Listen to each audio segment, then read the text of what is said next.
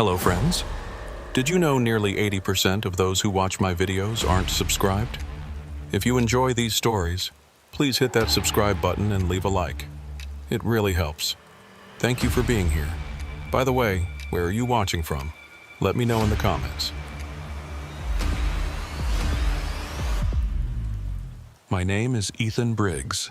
I've been a truck driver for 22 years and have worked around Colorado for the last 14. People ask me why I still do this job, why I don't look for something easier.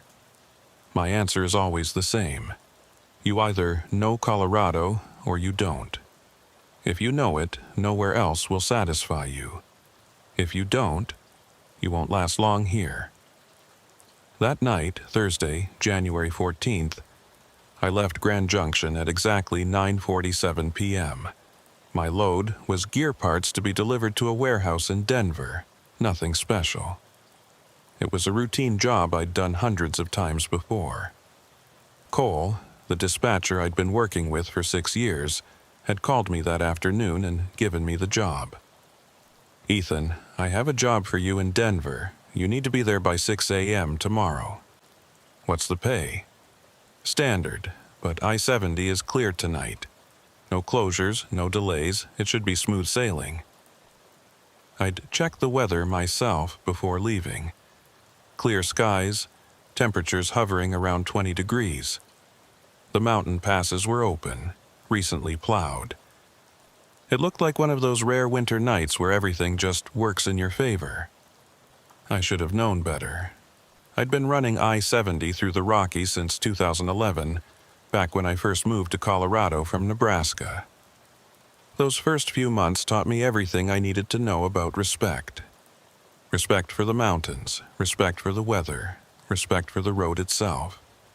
I'd seen trucks jackknifed on Vail Pass, seen semis abandoned in snowdrifts on Loveland, seen accidents that closed the entire interstate for 12 hours. The mountains don't care how experienced you are or how good your equipment is. They'll humble you the moment you forget that. My rig that night was a 2019 Freightliner Cascadia, navy blue, with just under 340,000 miles on it. I'd been driving her for 3 years, knew every quirk and rattle. The engine had a slight tick when it was cold. The passenger mirror vibrated above 65, and the heater took exactly 4 minutes to start blowing warm air. She wasn't perfect, but she was mine, and I trusted her completely. I merged onto I-70 eastbound just before 10 o'clock. The highway was almost empty, just a few scattered cars and one other semi about 2 miles ahead of me.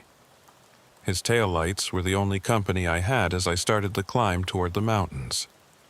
The radio was playing some 80s rock station out of Grand Junction, Springsteen or maybe Mellencamp, I don't remember exactly. The first hour was exactly what I expected. The road rose steadily as I approached Glenwood Canyon, those massive walls of rock rising up on either side of the highway. Even at night, even when you can't see them clearly, you can feel their presence. The way your headlights don't quite reach as far, the way sounds echo differently. It's like driving through a cathedral made of stone. I passed through Glenwood Springs around 10:45. The lights of the town scattered along the Colorado River below the highway. A few restaurants were still open, their neon signs reflecting off the dark water. I thought about stopping for coffee but decided against it. I had a full thermos and Cole was right. The road was running clean. No reason to add extra time. The other semi I'd been following turned off at the Glenwood exit. I watched his taillights disappear down the ramp, and then I was alone. Completely alone. The highway stretched ahead of me, empty and dark, the white lines disappearing into the distance like a film reel running in reverse. That's when I noticed the first strange thing. It was small, barely worth mentioning, but it stuck in my mind. My odometer read 178,432 miles. I'd glanced at it when I left Grand Junction, 178,391. That meant I'd driven 41 miles. but according to my GPS, I'd only covered 38, 3 miles off. I figured it was nothing. GPS isn't perfect in the mountains, especially in the canyons where the signal bounces around.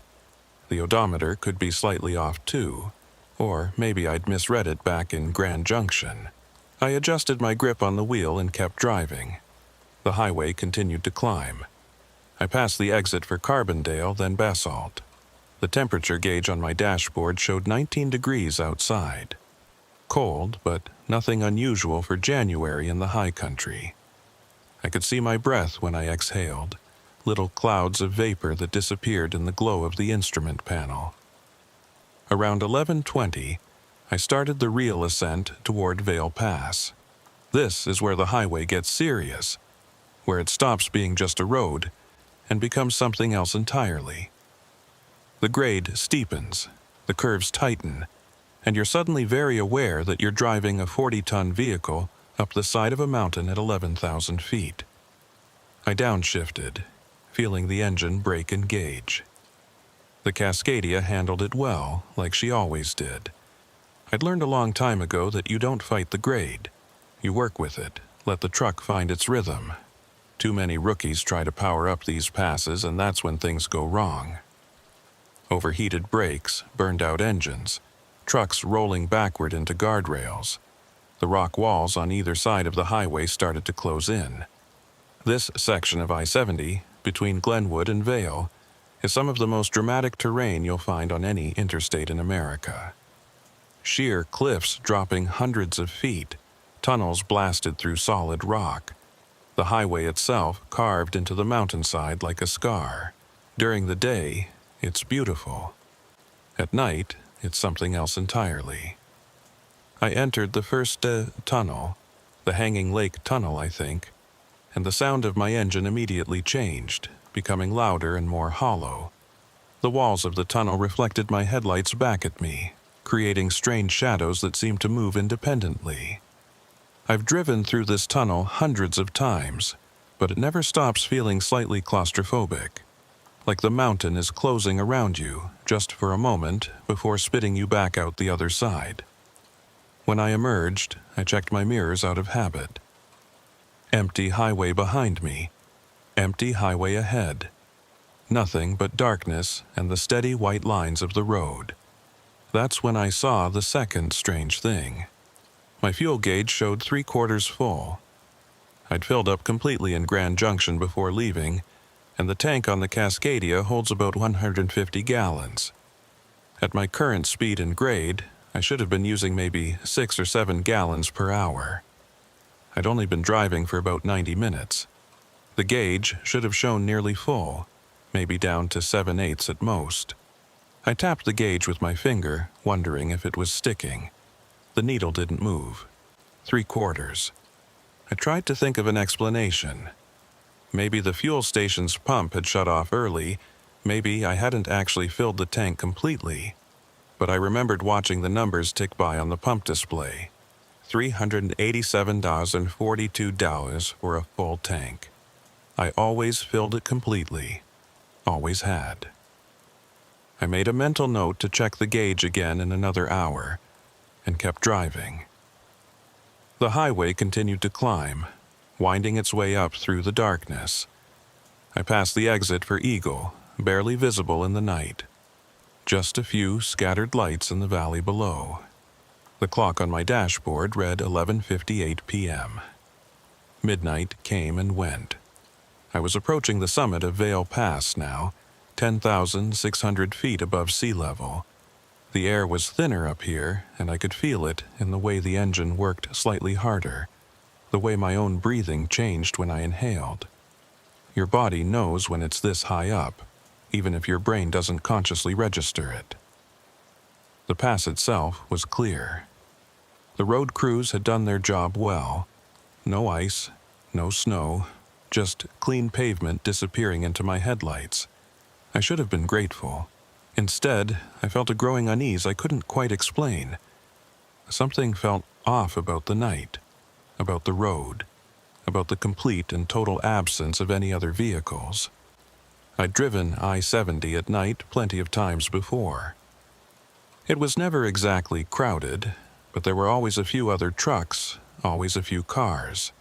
People driving to Denver, people heading to the ski resorts, road crews working overnight, state patrol making their rounds. But tonight there was nothing. Just me and the road, and the darkness pressing in from all sides. I crested the summit and started the descent toward Vail.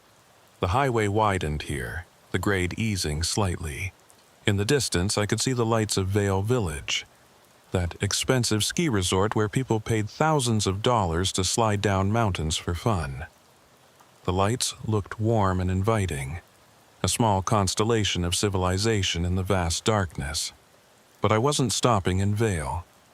My route took me straight through, down the pass, and on toward the Eisenhower Tunnel and eventually Denver. I watched the lights of Vail approach, then pass by on my right. The exit ramps came and went. I stayed on I-70, maintaining my speed, following the white lines that seemed to glow slightly in my headlights. That's when I noticed the third strange thing, and this one I couldn't explain away.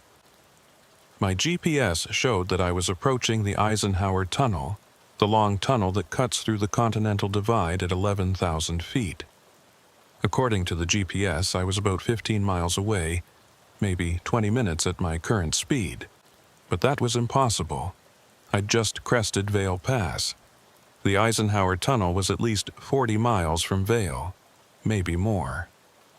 I knew this route like I knew my own name. There was no way I could be that close to the tunnel already. I looked at the GPS again, thinking maybe I'd misread it. But no, the little blue dot showing my position was clearly approaching the tunnel icon on the map. The distance read 14.7 miles to Eisenhower Tunnel. I checked my odometer, 178,511 miles. That meant I'd driven 79 miles since leaving Grand Junction. But Grand Junction to the Eisenhower Tunnel was about 150 miles. I was nowhere near halfway there yet. Something was wrong with my instruments. That was the only explanation. The GPS was glitching, the odometer was running fast. Maybe there was some electrical problem affecting all the gauges at once. I'd heard of that happening in older trucks. Some kind of voltage issue that made all the displays go haywire. But the Cascadia was only 5 years old, and I'd never had any electrical problems before. Everything else seemed to be working fine. The lights, the radio, the heater. Just the navigation and distance measurements seemed off. I decided to rely on landmarks instead. I knew this road well enough that I didn't really need GPS anyway. I'd watch for the exit signs, the distinctive features of the highway.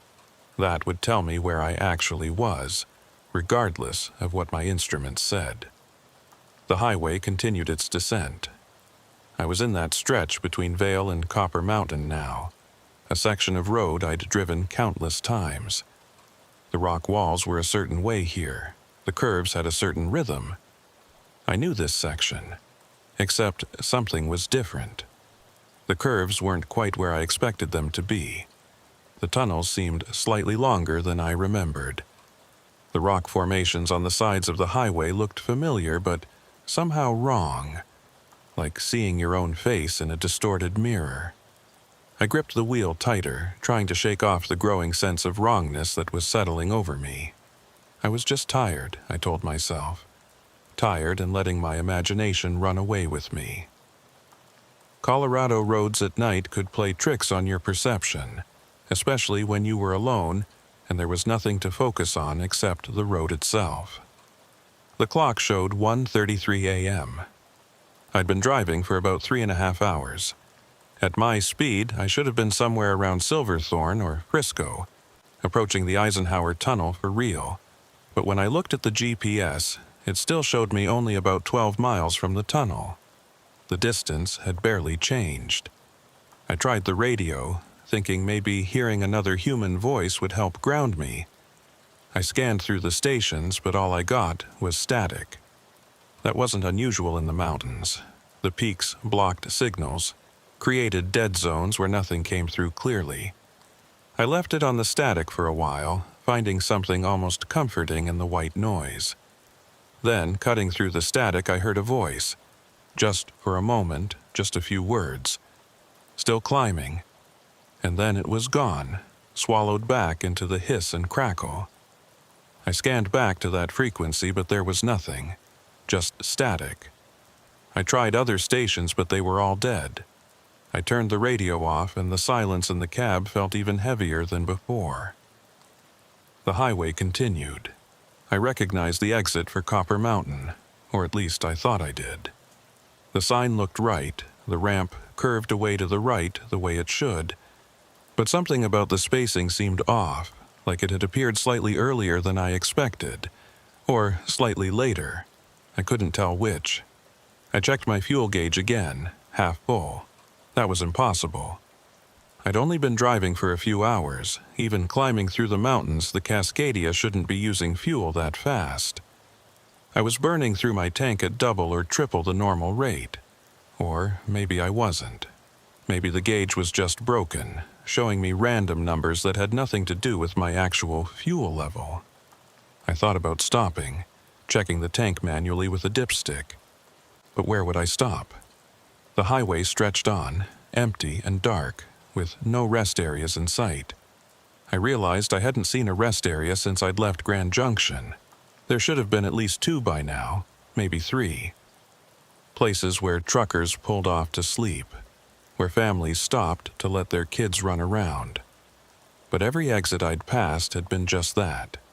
An exit leading to some town or resort I couldn't see in the darkness. No rest areas, no truck stops, nothing. The clock showed 2:01 a.m. I'd been driving for about 4 hours, which meant I should be getting close to Denver, but my GPS, still glitching, still wrong, showed me only 8 miles from the Eisenhower Tunnel. The little blue dot had barely moved on the screen. I started to feel a tightness in my chest, a growing panic that I forced myself to breathe through. I was fine. The truck was fine. I was just experiencing some kind of instrument malfunction, that's all. I'd get through the Eisenhower Tunnel, and once I was on the other side, descending toward Denver, everything would make sense again. The highway rose again. I was climbing, shifting down, the engine brake engaging with its familiar growl. This must be the approach to the tunnel, I thought. The road climbed steeply just before the tunnel, winding its way up to 11,000 feet. I'd be there soon, except I'd been thinking that for the last hour. I'd been approaching the tunnel, getting close to the tunnel, almost at the tunnel, for what felt like forever. And yet it never appeared. Just more highway, more rock walls, more darkness pressing in from all sides. I checked my odometer.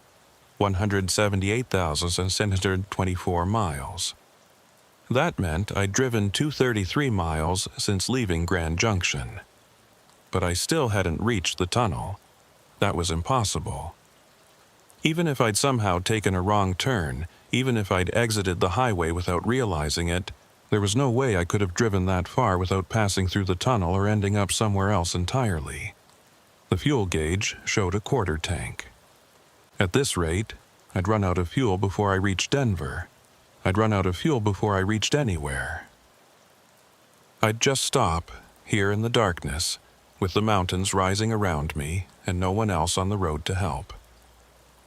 I thought about turning around, just doing a U-turn on the highway and heading back the way I'd come, but something stopped me. The thought of turning around, of driving back through all that darkness I'd already passed, felt worse somehow than continuing forward. At least forward felt like progress, even if I had no idea where I was actually going. The clock showed 2:47 a.m. I'd been driving for 5 hours. 5 hours, and I still hadn't reached a tunnel that should have been 45 minutes from Vail. 5 hours, and my fuel was nearly gone. 5 hours, and I hadn't seen another vehicle, another person, another sign of human life except for the occasional exit ramp disappearing into darkness. That's when I saw the headlights behind me. Just a flash in my mirror, there and then gone. I stared at the mirror, watching. waiting for them to appear again. Nothing. Just darkness. But I'd seen them. I was sure I'd seen them. 2 headlights maybe half a mile back appearing around a curve and then vanishing. Another truck, a car, something else? I watched the mirror for the next 10 minutes, but the lights never reappeared. Whatever I'd seen was gone, or had never been there at all. A reflection, maybe, a trick of the light, my own headlights bouncing off a sign or a guardrail in just the right way to create the illusion of another vehicle. The highway continued to climb. I was still ascending, still working my way up some endless grade that seemed to have no summit. The engine temperature was fine, the oil pressure normal. Everything mechanical was working perfectly. It was only the measurements that were wrong. The odometer, the fuel gauge, the GPS, the clock that seemed to be moving too fast or too slow. I couldn't tell which. I tried my cell phone thinking maybe I could call someone. Cole, the dispatcher. Or just 911, tell them I was lost somehow, that something was wrong. But my phone showed no signal. Not one bar, not even that little searching indicator. Just nothing. As if the phone couldn't even detect that cell towers existed. The clock showed 3:15 a.m., then 3:16, then 3:17. I watched the numbers change, counting the seconds in my head, trying to determine if time was moving at the correct speed. 60 seconds between 3:16 and 3:17, 60 seconds between 3:17 and 3:18. Everything seemed normal, and yet nothing felt right. I saw a sign ahead, reflecting in my headlights. I slowed down slightly, trying to read it. Eisenhower Tunnel, 5 miles. Finally, 5 miles. 10 minutes, maybe 15, and I'd be through the tunnel, and this nightmare would be over. But 5 miles came and went. The tunnel never appeared. Just more highway, more rock walls, more endless darkness. I checked the GPS, 3.2 miles to Eisenhower Tunnel. I drove another 15 minutes. GPS, 2.8 miles to Eisenhower Tunnel.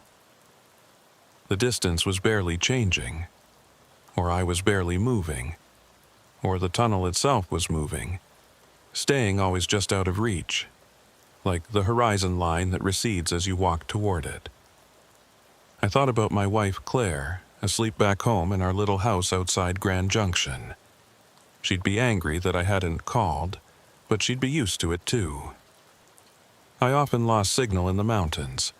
Often didn't check in until I reached Denver. She wouldn't start worrying until morning, until 6 a.m. came and went without me delivering the load. And Cole, the dispatcher. He'd try calling me around 6:30, wondering where I was. He'd call the warehouse in Denver, find out I hadn't shown up. He'd try my cell, get no answer. Eventually, he'd call the state patrol, report a missing truck. They'd start looking for me, checking the obvious places first. Rest areas, truck stops, accident scenes. But I wasn't at any of those places. I was here, wherever here was, driving endlessly toward a tunnel that never got closer, burning fuel that shouldn't be burning, racking up miles that didn't exist on any map. The clock showed 4:03 a.m. The sky should have been starting to lighten by now, that pre-dawn glow that comes before sunrise. But it was still completely dark as it had been at midnight. No hint of light on the horizon, no stars visible through the windshield. Just darkness and the white lines of the road. My fuel gauge showed empty. The low fuel warning light had been on for the last 20 minutes. But the engine kept running. The truck kept moving forward. I should have coasted to a stop already. Should have been stranded on the side of the highway waiting for help that would never come. But I was still driving, still climbing, still chasing that tunnel that stayed forever out of reach. The engine coughed once, a slight stutter that I felt through the steering wheel. My hands tightened on the wheel, waiting for the power to die. for the Cascadia to finally run out of fuel and roll to a stop. But the cough passed, and the engine kept running, steady and strong despite what the fuel gauge was telling me. I'd been driving for what felt like 6 hours, maybe 7. The clock showed 4:41 a.m., which meant it had only been about 7 hours since I'd left Grand Junction. But it felt longer. Time had taken on a strange quality, stretching and compressing in ways I couldn't quite track. Minutes felt like hours, and then hours would pass in what seemed like moments. The highway had been climbing steadily for most of the night. At first, I'd thought I was approaching the Eisenhower Tunnel, but now I wasn't sure. The grade didn't feel right for that approach. It was too consistent, too unvarying. The real road climbed in stages, with plateaus and dips, sections where you'd get a brief respite before the next ascent. This was just one continuous climb, as if I was driving up the side of a mountain that had no peak. I'd stopped checking the GPS about an hour ago. The numbers had stopped making any sense. 1 minute it would show me 2 miles from the tunnel, the next it would show 5, then back to 3. The little blue dot would jump around the screen, sometimes showing me on I-70, sometimes showing me in the middle of nowhere, sometimes showing me in places that didn't exist. The odometer had stopped working entirely. It still showed 178,124 miles, the same number it had shown for the last 2 hours. Either it had frozen, or I'd stopped covering distance in any meaningful way. I couldn't decide which possibility was worse. Outside, the rock walls continued to rise on either side of the highway. In my headlights, I could see patterns in the stone, striations and folds, the layered history of the Earth's crust. During the day, geologists loved these road cuts, the way they revealed millions of years of geological history. At night, they looked like something else, like teeth, or scales, or the walls of something's throat. I shook my head, trying to clear away the thought. I was letting my imagination run away with me. They were just rocks, just stone that had been here for millions of years and would be here for millions more. Nothing sinister, nothing alive. Just rock. But the shadows they cast in my headlights seemed to move in ways that couldn't be explained by the motion of my truck. They shifted and flickered, creating the impression of shapes that vanished when I looked directly at them. I kept my eyes on the road, refusing to focus on the periphery where the shadows danced. The temperature gauge showed 17 degrees outside. Cold, but I'd driven in colder. The heater in the Cascadia was working fine, keeping the cab at a comfortable 65 degrees, but I still felt cold. A chill that seemed to seep in from somewhere deeper than the winter air. Around 5 o'clock a.m., at least according to my possibly broken clock, I saw brake lights ahead, not headlights, but brake lights. Red taillights cutting through the darkness, maybe a quarter mile up the road. Another vehicle. Finally, proof that I wasn't completely alone out here. I accelerated slightly, trying to catch up to them. They were moving, but slower than I was. I should have been able to close the distance quickly. But no matter how much I accelerated, the lights stayed the same distance ahead. A quarter mile, maybe less. Close enough to see clearly, too far away to identify what kind of vehicle it was. I tried flashing my high beams, the trucker's signal for "I'm here, I see you." The taillights didn't respond. They just kept moving at that same steady pace, maintaining that constant distance ahead of me. I pressed harder on the accelerator. The Cascadia's engine roared in response, the speedometer climbing to 60, then 65. Too fast for this grade, too fast for these curves. But I needed to catch those lights, needed to see another person, needed proof that this was all just some strange malfunction, and not something worse. The lights stayed ahead of me. Same distance. As if they were matching my speed exactly, staying just out of reach. I backed off the accelerator, slowing down to 50. The lights should have pulled away from me. Instead, they slowed too, maintaining that quarter-mile gap. I hit the brakes, bringing the Cascadia to a complete stop in the middle of the highway. If this was another truck, if this was a real vehicle, it would either stop too, or it would continue on and disappear around the next curve. Either way, I'd know. The taillights stopped. I could see them clearly in the distance, 2 red points of light in the darkness, unmoving, waiting. I sat there, engine idling, staring at those lights. My heart was hammering in my chest. This wasn't right. Real trucks don't stop in the middle of the highway for no reason. Real drivers don't match your speed perfectly, maintaining an exact distance. Real taillights don't wait for you. I put the truck in gear and started moving forward again, slowly this time. The lights started moving too, accelerating at exactly the same rate I was. We were synchronized, 2 vehicles moving in perfect unison through the darkness. I thought about my CB radio. I'd barely used it all night. There'd been no one to talk to. But if this was another trucker, maybe I could reach them on the CB. Channel 19 was the standard highway channel, the one everyone monitored. I reached for the CB handset and keyed the mic. Breaker 19, this is Ethan Briggs in the blue Freightliner. I'm seeing your taillights ahead of me on I-70 eastbound. You copy? Static. I released the mic and waited. Nothing but the hiss and crackle of dead air. I tried again. This is the blue Freightliner, calling the vehicle ahead of me on I-70. Please respond if you can hear me. More static. And then, cutting through the noise, a voice. Distorted, broken up, but definitely a voice. Still climbing, never stops, the same words I'd heard on the radio earlier. Or similar words, I couldn't be sure. Say again? I said into the mic. I didn't copy that. Please repeat. The voice came back, clearer this time, but still fragmented. Been driving for how long? Can't remember. The hair on the back of my neck stood up. The voice sounded strained, exhausted, almost desperate. And something about it was familiar, though I couldn't place why.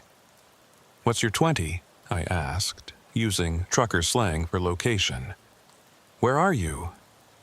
Don't know. Been on this road. Days, hours, can't tell anymore. I stared at the taillights ahead of me. Are you the truck in front of me? The one with the red taillights? Static, then, look behind you. I checked my mirrors immediately, a reflex action. The highway behind me was empty. Nothing but darkness and my own red taillights reflecting off the rock walls. There's nobody behind me, I said into the mic. You sure? Check again. I checked again, staring hard into my mirrors. Still nothing. Just empty road disappearing into the darkness. I don't see anyone, I said. The voice was almost a whisper now, barely audible through the static. Neither did I. The radio went dead. Not static, just dead silence. I tried keying the mic again, but there was no response, no static, nothing. The CB had gone completely silent, as if it had been unplugged. I looked back at the taillights ahead of me. They were still there, still maintaining that perfect quarter-mile distance. I wanted to believe they were real, that they belonged to another truck with another driver who was just as confused and lost as I was.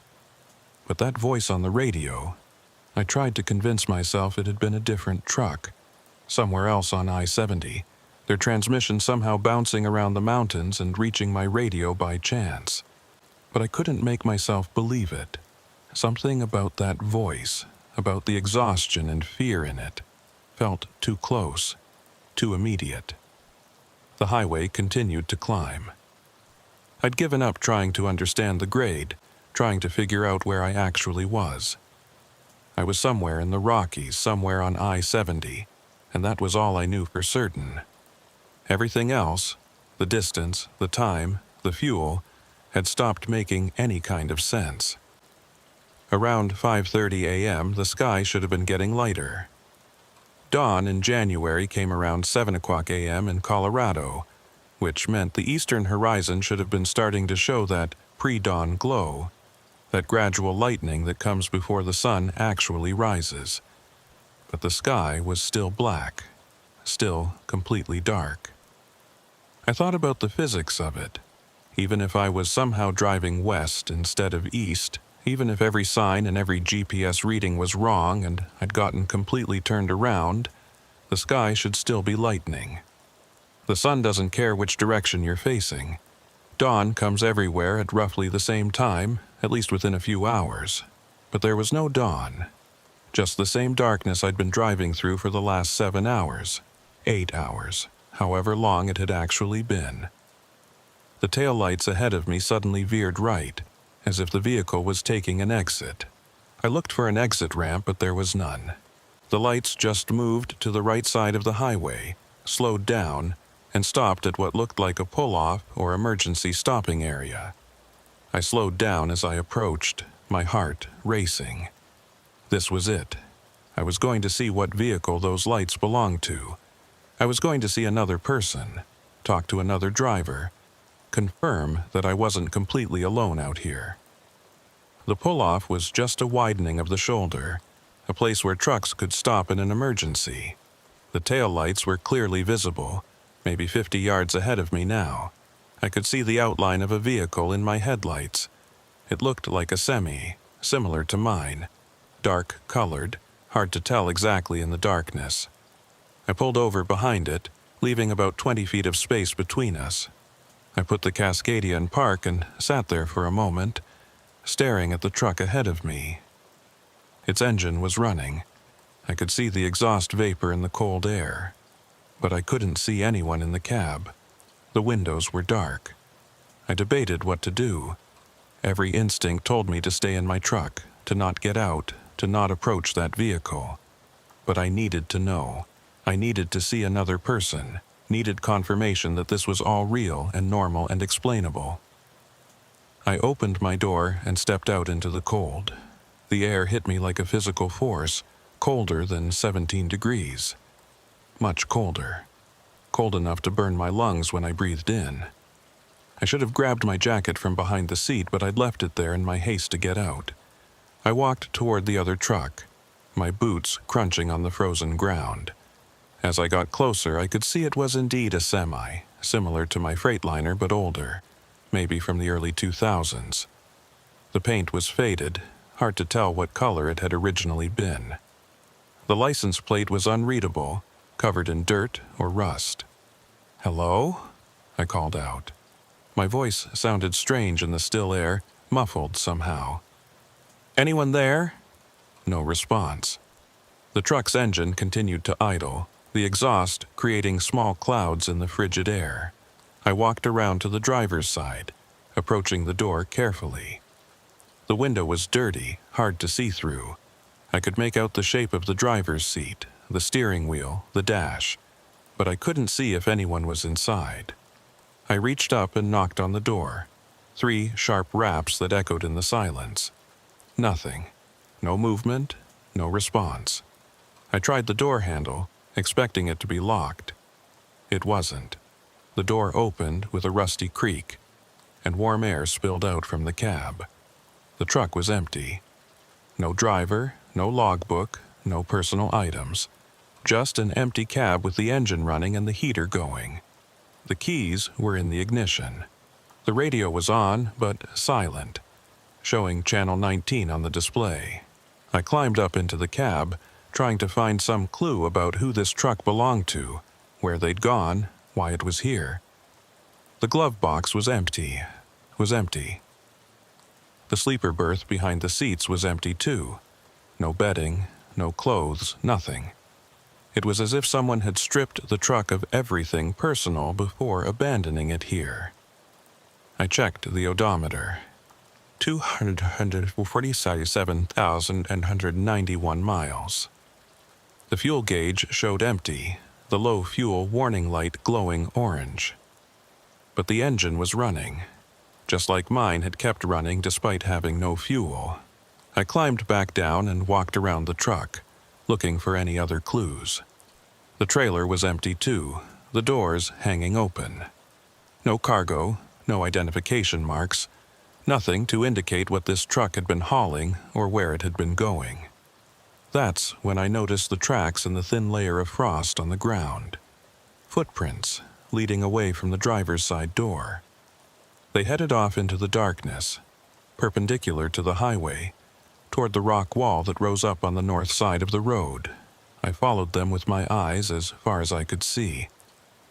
They went about 20 feet, maybe 30, and then just stopped. Not at the rock wall, not at any obstacle.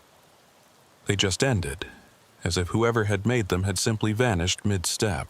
I stood there, staring at those truncated footprints, feeling my heart hammer in my chest. This wasn't right. None of this was right. Trucks don't just appear on the highway with their engines running and no drivers. People don't leave footprints that end in the middle of nowhere. I walked back to my Cascadia quickly, no longer caring about investigating, no longer wanting to know. I just wanted to be back in my truck, moving forward, getting away from this place. I climbed into my cab and locked the door behind me. A useless gesture, but one that made me feel slightly safer. I put the truck in gear and pulled back onto the highway, watching the abandoned semi disappear in my mirrors. The taillights were back ahead of me. Same distance, same position.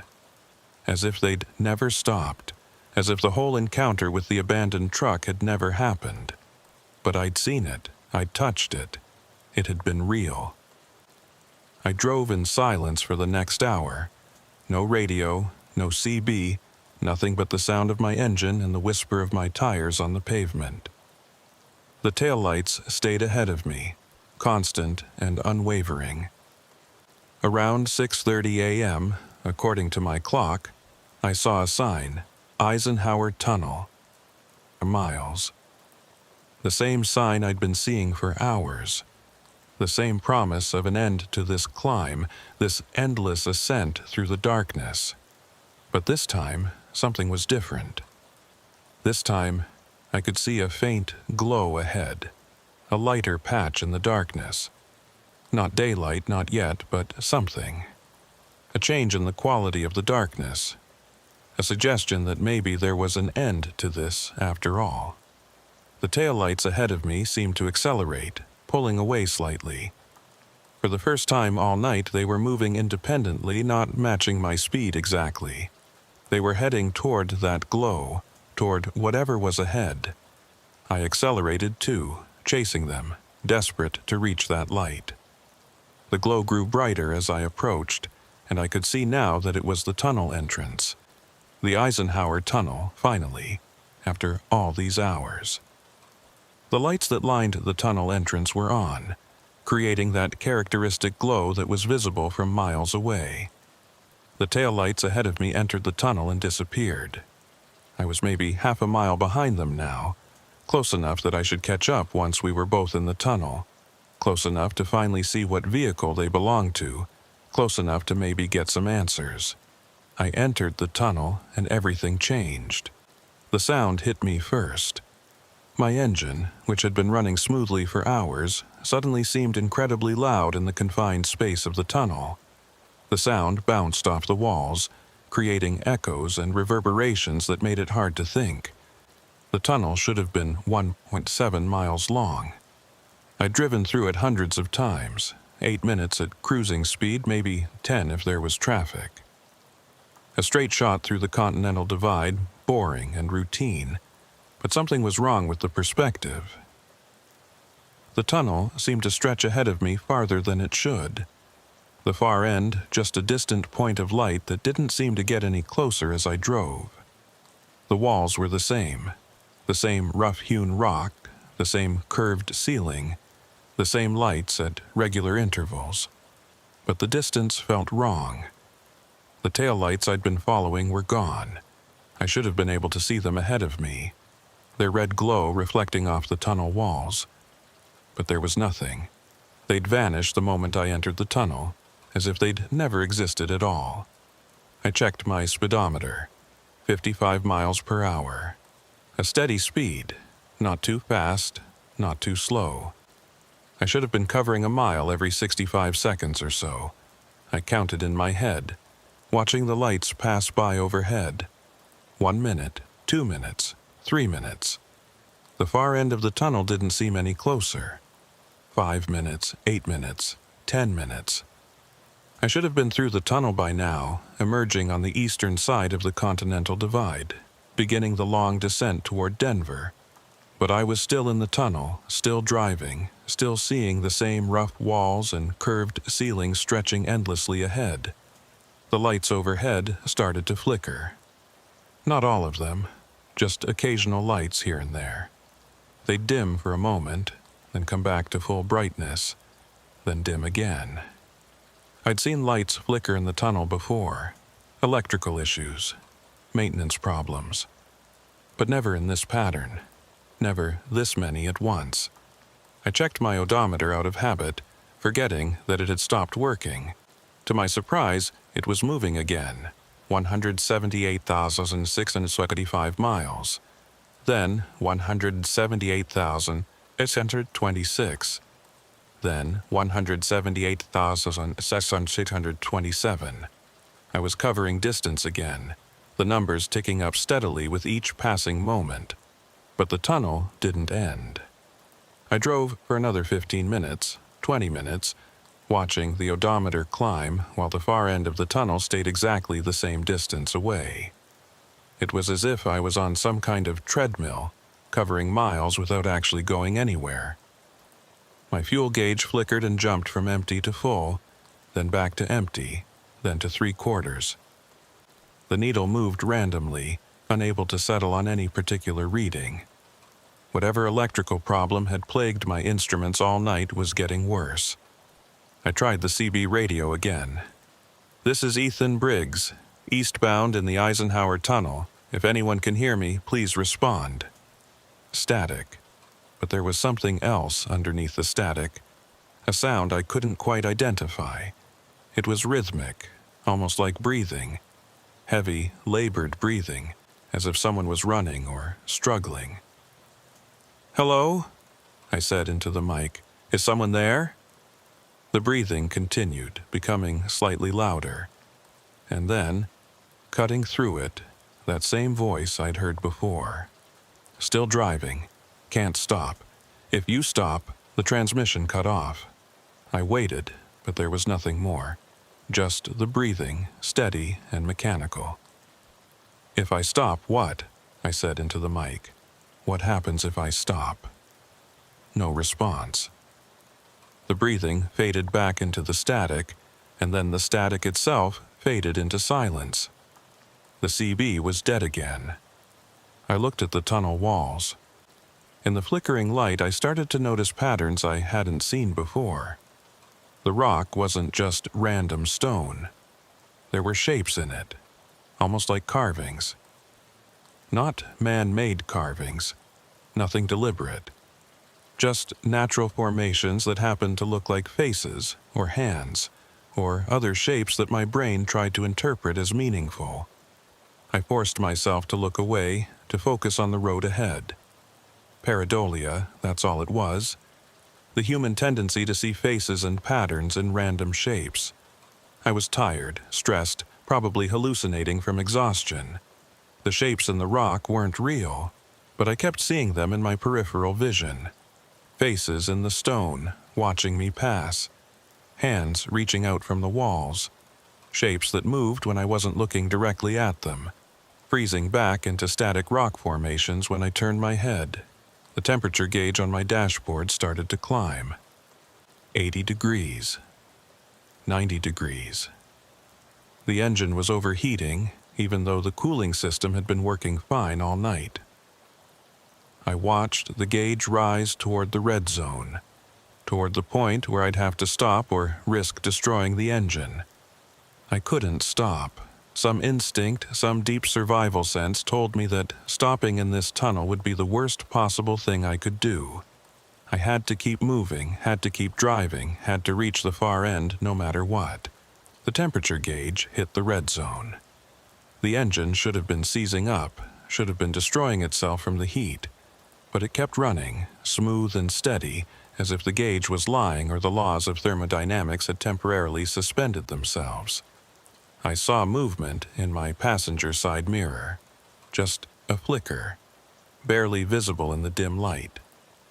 I looked at the mirror directly, but there was nothing there, just the tunnel wall sliding past, the same as on the driver's side. But I'd seen something, I was sure of it. A shape, a figure, something moving in the tunnel behind me. I stared at the mirror, watching, waiting for it to appear again. There, another flicker of movement. This time, I saw it clearly enough to make out details. It was tall, much taller than a person, and it was moving along the tunnel wall, not walking, moving in some other way, sliding or flowing, keeping pace with my truck. I accelerated, pushing the Cascadia up to 60, then 65. The shape in the mirror accelerated too, maintaining the same relative position. It was keeping up with me effortlessly despite the fact that I was driving at highway speed. I focused on the road ahead, refusing to look at the mirror. Whatever was back there, I didn't want to see it. I didn't want to know what it was or how it was moving. I just wanted to get through this tunnel and back into the open air. The lights overhead flickered more rapidly now, creating a strobe effect that made it hard to judge distance and speed. In the flickering darkness, the tunnel seemed to pulse, the walls moving closer and then farther away, as if the tunnel itself was breathing. My clock showed 7:14 a.m. I'd been in the tunnel for over half an hour. At my current speed, I should have driven through it multiple times over. I should have been 30 miles past the tunnel, well on my way to Denver. But I was still here, still surrounded by rock, still seeing that distant point of light that never got closer. The breathing on the CB radio started again, even though I hadn't keyed the mic. It came through the speaker uninvited, loud enough to be heard over the engine noise, that same heavy, labored breathing, as if something was struggling with great effort. And then, mixed in with the breathing, I heard other sounds. The rumble of a truck engine, slightly different from my own. The hiss of air brakes, the creak of a suspension. It sounded like another truck, driving somewhere nearby, close enough for its sounds to be picked up on the radio. "Who's there?" I said, not bothering with the mic this time. "Who is that?" The breathing paused. A moment of silence. Then the voice came back, clearer than before. "Been here so long? Forgot my name? Forgot where I was going? Where are you?" I asked. "In the tunnel. Always in the tunnel. Can't find the end. The Eisenhower Tunnel?" A sound that might have been a laugh. Bitter and hollow. Thought so at first. Not sure anymore. Might be a different tunnel. Might be all tunnels. I didn't know what that meant, but the way the voice said it made my skin crawl. All tunnels. As if every tunnel was the same tunnel. As if I-70 through the Rockies had somehow merged with every other tunnel in the world, creating a vast underground network that led nowhere. "How long have you been driving?" I asked. "Don't know, days, weeks, stopped counting. That's impossible. You'd run out of fuel, you'd have to sleep, Fuel gauge still shows empty. Been showing empty for, can't remember, but the engine keeps running, always keeps running." I looked at my own fuel gauge. It was still jumping erratically between empty and full, unable to settle on any reading. Just like the voice described, just like my own experience for the last several hours. "What's your name?" I asked, though I already suspected I didn't want to know the answer. Static, a long pause. Then, "Told you. Forgot my name. Forgot everything except the road. The tunnel, the lights that never end. There has to be a way out," I said. more to convince myself than to help whoever was on the other end of the radio. The tunnel has to end somewhere. That's what I thought. Kept driving, kept believing, but it never ends, just keeps going. And you keep driving because you can't stop. Why can't you stop? The voice went quiet. The breathing continued, but there were no more words. I waited, but the speaker remained silent, except for that rhythmic, mechanical breathing. I looked at the road ahead. The far end of the tunnel was still there, still that same distance away. I'd been driving for nearly 40 minutes now, covering what should have been dozens of miles, and I was no closer to the exit than when I'd entered. The shape in my mirror was back. I could see it more clearly now in the strobing lights. It was humanoid but wrong, too tall and too thin, with limbs that bent at angles that human limbs shouldn't bend. It moved along the tunnel wall like a spider, keeping pace with my truck, staying just at the edge of visibility. I tried to convince myself it wasn't real. Exhaustion, hallucination, that's all it was. I'd been driving for too long, under too much stress. My brain was creating images, seeing things that weren't there. If I could just make it through the tunnel, if I could just get back into open air, it would disappear.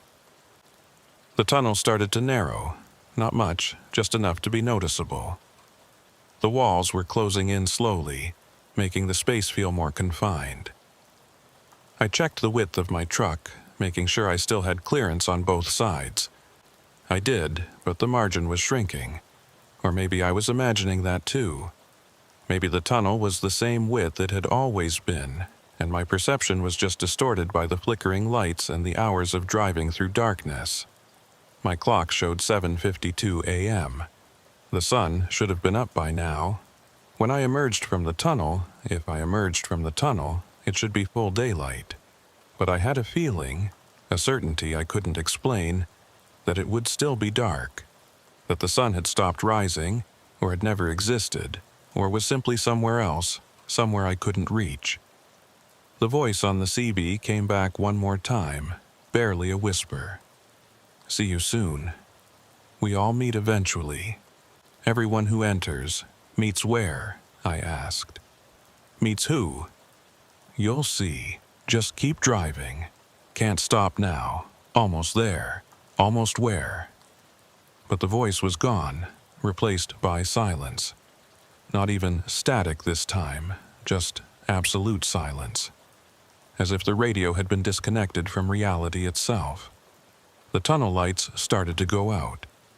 Not flickering now, but actually going out, one by one, starting from behind me and moving forward. Darkness was chasing me, swallowing the tunnel section by section. I could see it in my mirrors, see the lights winking out in sequence, getting closer. I pressed the accelerator to the floor. The Cascadia surged forward, the engine roaring in protest. 70 miles per hour. 80. Too fast for a tunnel, dangerously fast. But I couldn't let that darkness catch me. Some instinct screamed at me that if the darkness caught up to my truck, if those lights went out while I was still in their section of tunnel, something terrible would happen. The darkness gained on me. The lights were going out faster than I could drive, the wave of blackness rushing toward me like a flood. I could see it in my mirrors, an absolute darkness that seemed to swallow even the reflections, as if it was consuming light itself. 90 miles per hour. The steering wheel shook in my hands. The engine temperature gauge was pinned in the red zone, but I couldn't slow down. The darkness was 50 yards behind me, 40 yards, 30, and then I saw it. The end of the tunnel rushing toward me.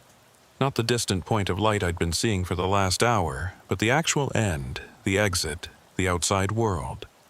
It was right there, maybe 100 yards ahead, and I was going to make it. The darkness was 10 yards behind me. The last few lights in my section of tunnel were flickering, about to go out. I could feel the cold radiating from the darkness, could sense something in it, something aware and hungry and patient. I shot out of the tunnel at 95 miles per hour, the Cascadia barely under control. I immediately hit the brakes, the engine brakes screaming as I tried to slow down. I was on the eastern side of the Continental Divide, the highway stretching ahead of me in the pre-dawn darkness. Pre-dawn darkness. I looked at the sky, and my heart sank. It wasn't daylight. It wasn't 8 o'clock a.m. on a January morning. The sky was still completely dark, still showing no sign that the sun would ever rise. I'd made it through the tunnel, but I hadn't escaped anything. I was still here, still in this endless night, still driving towards something I couldn't name. And in my rearview mirror, I could see the tunnel entrance behind me. The lights inside were all back on, bright and steady, as if nothing had happened. As if the darkness had never chased me. As if I'd imagined the whole thing, but I could still feel the cold. It had followed me out of the tunnel, a chill that had nothing to do with the January temperature. It was inside my truck now, inside my bones, a cold that came from somewhere else, somewhere that the sun had never reached. I put the truck back in gear and kept driving. What else could I do? Behind me was the tunnel, ahead of me was the road. I had to keep moving forward. I had to believe that eventually, somewhere, this road would end. The highway descended now, dropping down from the Continental Divide toward what should have been the Denver Basin. I'd made this descent hundreds of times, knew every curve and grade. But in the darkness, with my instruments still malfunctioning and no other vehicles in sight, it felt like I was driving blind. My clock showed 8:23 a.m. Full daylight should have been blazing across the plains by now, the sun reflecting off the snow-covered peaks behind me. Instead, the darkness persisted, thick and absolute. Not the natural darkness of night, but something heavier, something that seemed to absorb my headlights rather than merely failing to reflect them. I tried my phone again, still no signal. I tried the CB. Silence. I tried the regular radio, scanning through every station. Nothing but static, except for one frequency, 107.9 FM, where I could hear something underneath the noise. Music, maybe, or voices. It was too distorted to tell, but there was definitely something there, something that rose and fell like human speech or melody. I left the radio on that station, letting the distorted sound fill the cab. It was better than silence, better than being alone with my thoughts. The odometer continued to climb. 178,744 miles. I'd driven over 300 miles since leaving Grand Junction, though my GPS, when I checked it, still showed me only about 60 miles from where I'd started. The numbers had stopped making any kind of sense. According to the GPS, I was approaching Georgetown, a small mountain town about 40 miles from Denver. I should have passed through Georgetown hours ago, long before I even reached the tunnel. But the GPS insisted I was just arriving now, and sure enough, I saw lights ahead. Town lights scattered along the hillside the way Georgetown's lights always looked from the highway. I should have driven past without stopping. Every instinct told me to keep moving, to not interact with whatever this place was. But my fuel gauge, currently showing 1/8 of a tank, reminded me that I had to stop eventually. Whether the gauge was accurate or not, whether my truck was running on fuel or something else entirely, I couldn't drive forever. I took the Georgetown exit. The off-ramp curved down and to the right, exactly the way I remembered. Everything looked normal. The road, the guardrails, the signs pointing toward the town. If I hadn't just spent the last 10 hours experiencing impossible things, I would have believed I was in the real Georgetown. The main street was empty. No cars, no pedestrians, no signs of life except for the lights burning in the windows of buildings. I drove slowly through town, looking for a gas station. I found one. The Shell station on the east end of town, the one I'd stopped at dozens of times before. I pulled up to the pumps and shut off my engine. The sudden silence was overwhelming. I sat there for a moment, listening to the tick of cooling metal, the faint hum of the gas station's lights. Everything seemed normal. Quiet, but normal. I got out of my truck, and that's when I noticed the cold again. The same cold I'd felt coming out of the tunnel, that bone-deep chill that had nothing to do with temperature. It was worse here, stronger, as if Georgetown, or whatever this place was pretending to be, was the source of it. The gas station appeared to be open. The lights were on, and through the windows I could see the interior. Shelves of snacks and drinks, a counter with a register, everything you'd expect. But I didn't see anyone inside. No clerk, no customers, no one.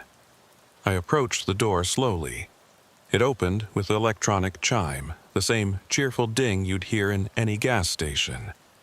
I stepped inside and immediately felt wrong about the decision. Everything was too perfect. The shelves were fully stocked, every product aligned and facing forward. The floor was spotless. The coffee machine behind the counter had a fresh pot brewing, the dark liquid dripping into the carafe. But there was no one here. No sign that anyone had been here recently. "Hello?" I called out. My voice echoed strangely in the small space. "Anyone here?" No response. I walked to the counter thinking maybe the clerk was in the back room. There was a small bell with a sign, "Ring for service." I rang it, and the tinny sound seemed too loud, too harsh. I waited. Nothing. No one came from the back. No one appeared from anywhere. I looked at the register. It was on, the display showing $0, and waiting for a transaction. I could ring myself up, could grab what I needed, and pay for it, and leave.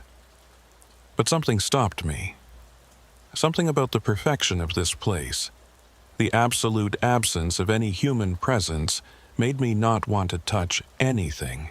I turned to leave, and that's when I saw it. On the window, written in what looked like condensation, were words, "Still climbing."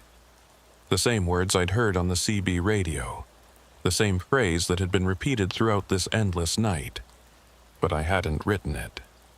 There'd been no condensation on the window when I'd entered. I backed toward the door, keeping my eyes on those words. They began to fade as I watched, the letters disappearing one by one, as if whatever force had written them was erasing them. Within seconds, they were gone completely, leaving just a clean, clear window. I left the gas station without looking back. I climbed into my truck, started the engine, and pulled back onto the main road. I didn't need gas. I'd drive until the truck stopped running, and if it never stopped running, then I'd just keep driving. As I passed through Georgetown, I noticed something else. The buildings weren't quite right.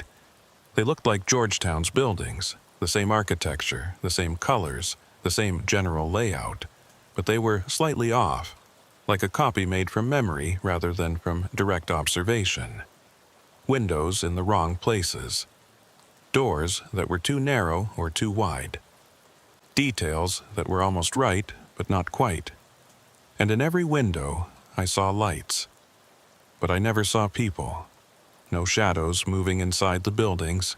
No cars parked on the streets. No signs of life anywhere. Just lights burning in empty buildings, illuminating nothing. I reached the end of town and merged back onto I-70 eastbound. The highway rose ahead of me, climbing again. This made no sense. The highway should have been descending here, dropping down toward the plains. But it was climbing, the grade increasing, as if I was heading back up into the mountains. My GPS had stopped working entirely. The screen showed nothing but a blue void. No roads, no landmarks. Just empty space with a small blue dot in the center. The dot was me, apparently, existing in a place that the GPS couldn't recognize or map. I checked my mirrors and saw something that made my blood run cold. Headlights. Multiple sets of headlights, maybe a dozen or more, all following me at exactly the same distance. They'd appeared the moment I'd left Georgetown, as if they'd been waiting for me. I accelerated. The headlights accelerated too, maintaining their perfect spacing. I slowed down. They slowed down. We were all synchronized again, all moving together through the darkness like a convoy of ghost trucks. I grabbed the CB mic, not really expecting it to work. "This is Ethan Briggs. Who's following me? Identify yourselves." To my surprise, the speaker crackled to life. But it wasn't one voice that responded. It was many voices, all speaking at once, overlapping and interfering with each other. "Been driving for days. Can't find the end. Fuel gauge shows empty, but engine keeps running. Saw something in the tunnel. It followed me out. Can't stop if you stop. Still climbing, always climbing. Forgot my name, forgot my..." I released the mic button, cutting off the cacophony of voices. But they continued anyway, bleeding through the speaker without me keying the transmission. Dozens of truckers, maybe hundreds, all describing the same experience. All trapped on this road, all driving through the same endless night. And I understood then what had happened. What was still happening. This wasn't a malfunction. This wasn't a hallucination from exhaustion. This was something else. Something that had been waiting in the Colorado mountains for who knows how long. A road that never ended. A night that never gave way to day. A journey that, once started, couldn't be stopped. The voices on the CB began to synchronize, their overlapping words forming a rhythm, almost a chant. Still climbing, can't stop, still climbing, can't stop. I looked at my fuel gauge. Empty. I looked at my odometer. It had stopped again, frozen at 178,891 miles. I looked at the clock. 8:47 a.m., the numbers not changing, not ticking forward. Time had stopped, or I'd left time behind, or time had never existed on this road at all. The highway climbed ahead of me, disappearing into the darkness. Behind me, the headlights followed. A long chain of trucks driven by voices without names. Truckers who'd forgotten everything except the road and the endless climb and the darkness that never lifted. I should have been terrified. Some part of me was terrified. But another part, a growing part, felt something else. Acceptance, maybe. Or resignation, or just the exhaustion of fighting against something that couldn't be fought. My hands stayed on the wheel. My foot stayed on the accelerator. The Cascadia kept running, kept climbing, kept following the white lines that led nowhere and everywhere at once. I thought about Claire. Wondered if she was looking for me. I thought about Cole, the dispatcher. Wondered if he'd reported me missing. I thought about the other trucks that must have disappeared over the years, over the decades maybe. How many drivers had entered this road and never come back? How many were still here, still driving, still following those white lines? The voices on the CB faded to a murmur, then to silence. The headlights behind me began to spread out, each truck finding its own pace, its own rhythm. We were all alone together, each of us trapped in our own cab, our own private darkness, but connected by this road that had no beginning and no end. I reached for my thermos of coffee, but it was empty. I couldn't remember drinking it, couldn't remember when I'd last eaten or slept. Those things seemed irrelevant now. Part of a world I'd left behind when I'd entered the pass. The pass. That's what it was. Not the Eisenhower Tunnel, not Vail Pass, not any specific location. Just the pass. The passage from one state to another, one existence to another. And like all passages, it only went one way. The highway continued to climb. My truck continued to follow it. In the rearview mirror, I could see the tunnel entrance, impossibly far behind me, but still visible, its lights burning in the darkness. And I realized I could still see all of it. Georgetown, the tunnel, even the abandoned truck I'd found hours ago. All of it was still there, all visible at once, as if distance had lost its meaning. I was everywhere on this road at the same time.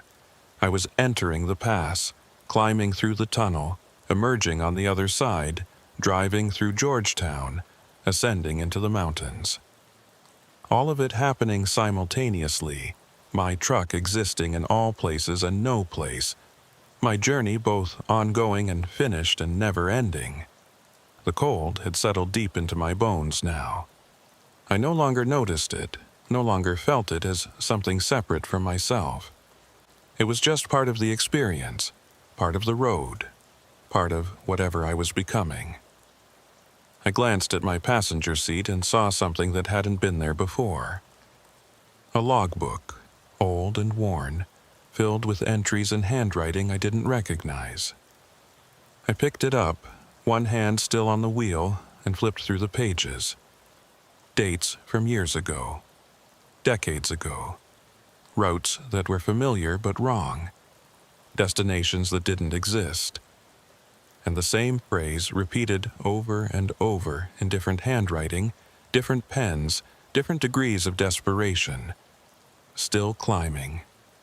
I looked at the last entry, written in shaky letters that trailed off the page. Forgot my name. Forgot where I was going. But I remember the road. I'll always remember the road. There was a pen clipped to the logbook. I pulled over to the shoulder, though I didn't really stop moving, couldn't stop moving, and opened to a blank page. My hand moved almost automatically, writing words I didn't consciously choose. January 14th, Ethan Briggs, Grand Junction to Denver.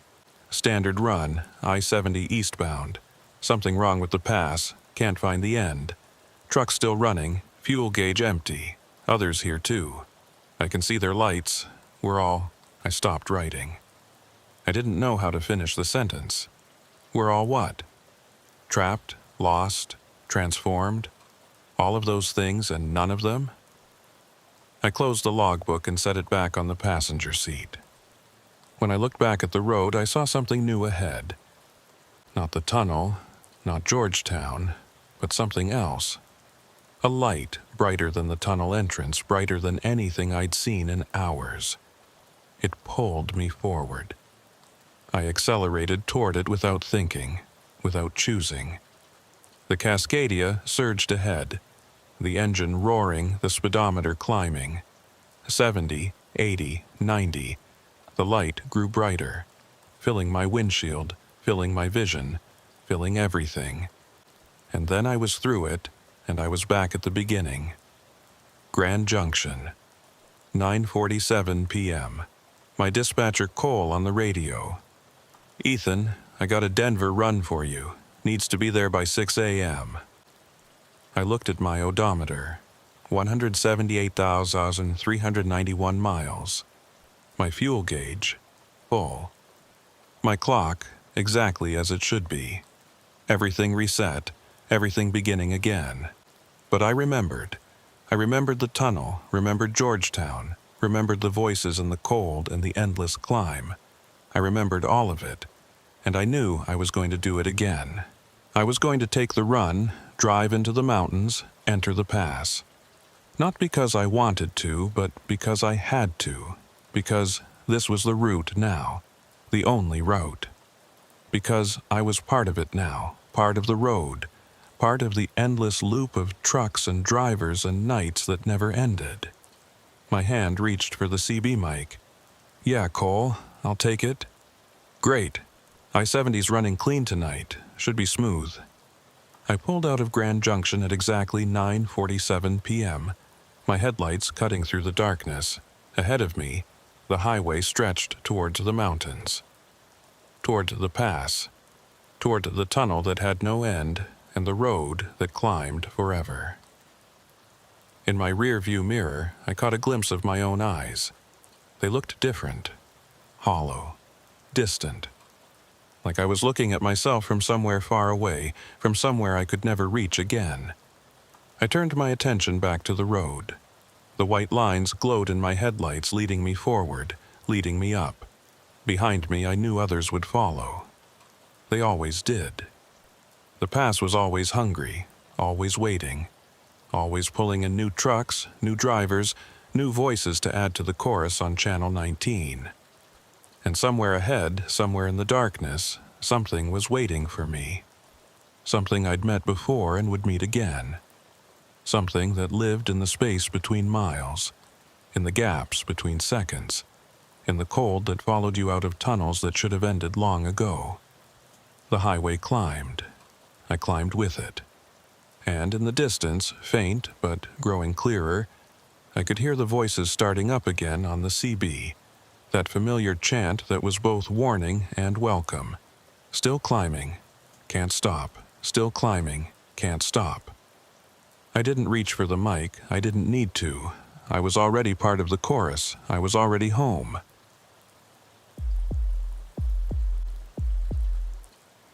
My name is Mason Briggs, no relation to any other Briggs you might know in the trucking world.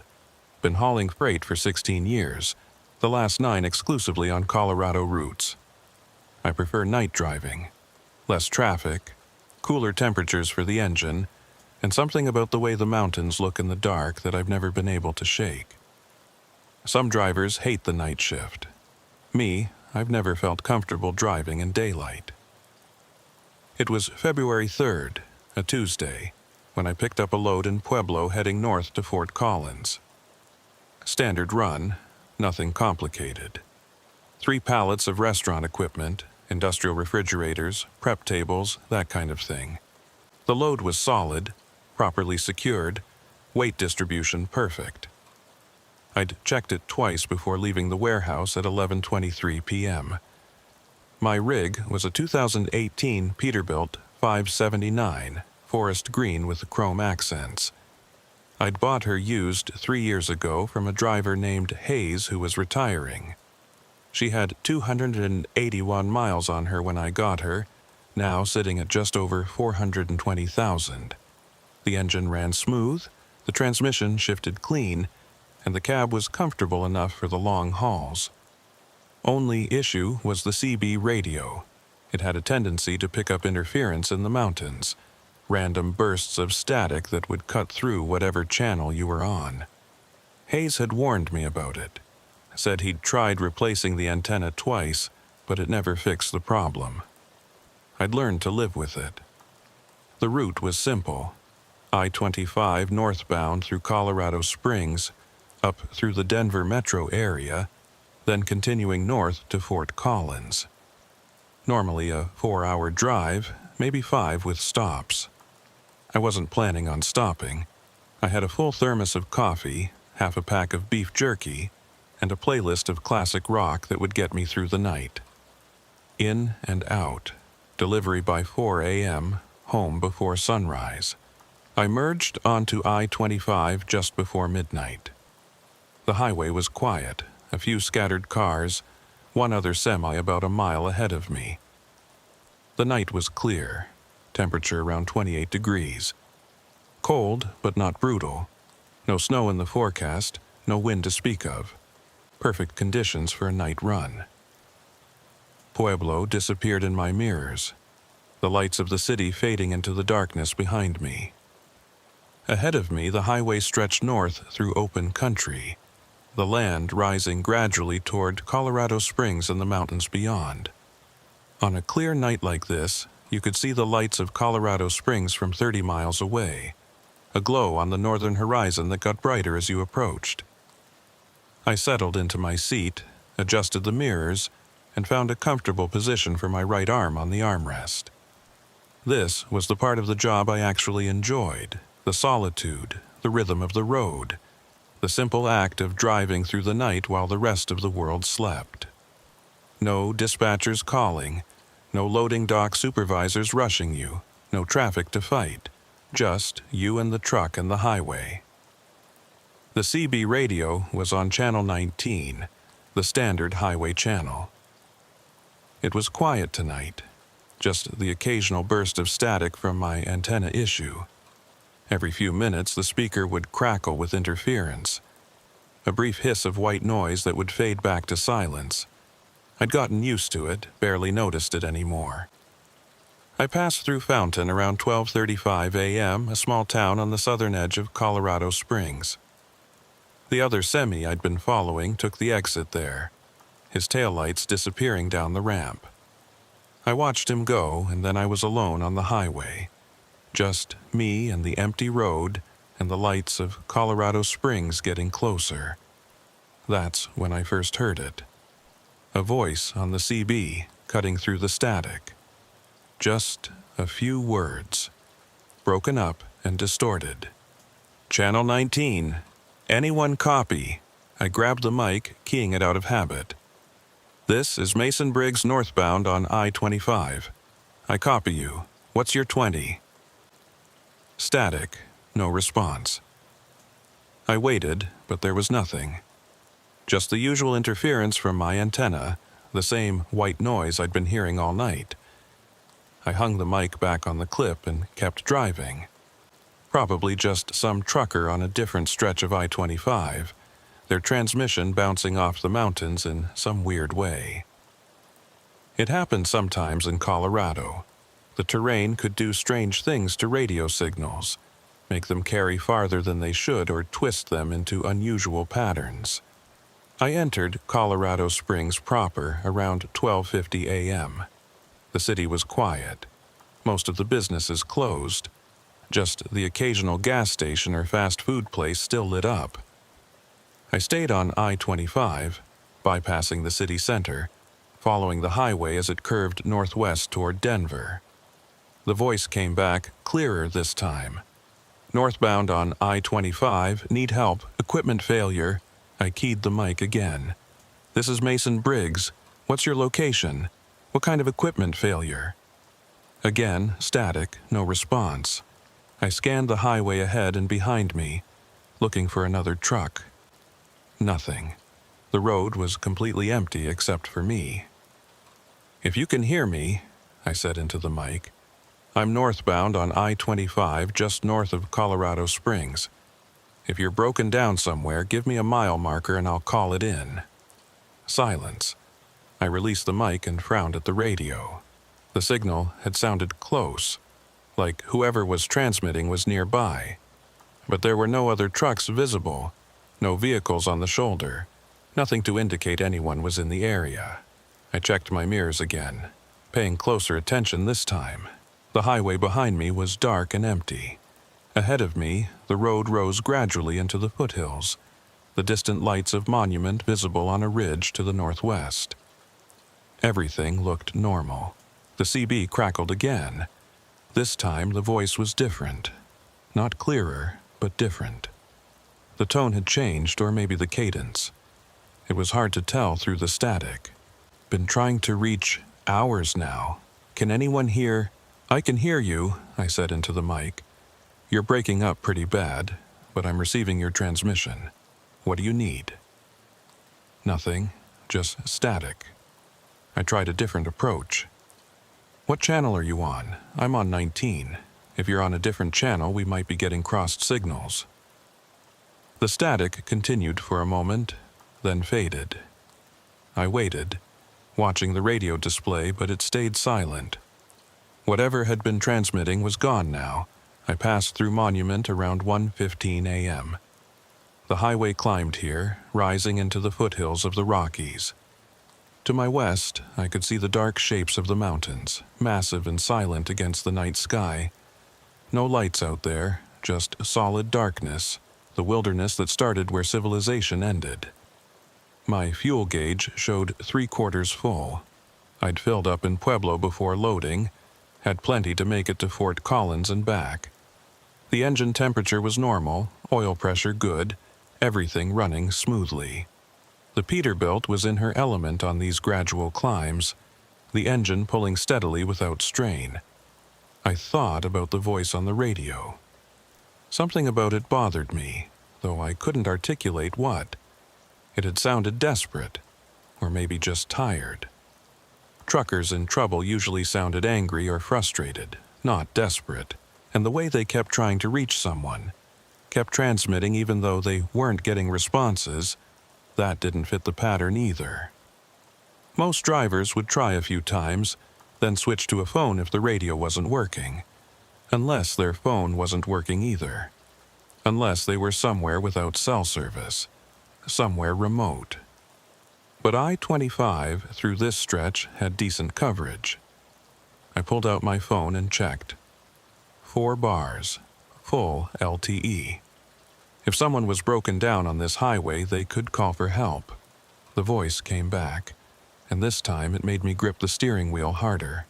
"Mason Briggs, can you hear me?" Mason, they'd used my name. I hadn't imagined that. The voice had clearly said my name, twice. I keyed the mic, trying to keep my voice steady. "Yeah, I hear you. How do you know my name?" Static. Then, "You said it. You told me. Don't you remember? I said my name when I responded to you," I said slowly. "But who are you? What's your name?" The static grew louder, almost overwhelming. Through it, I could barely make out words. "Can't remember. Been too long. But I know you said..." "Mason Briggs. Northbound I-25. I felt a chill run down my spine. The voice was repeating back exactly what I'd said earlier, word for word, like a recording, or like someone who had nothing else to say, who could only repeat what they'd heard. "Where are you?" I asked. "Give me a landmark, something I can use to find you."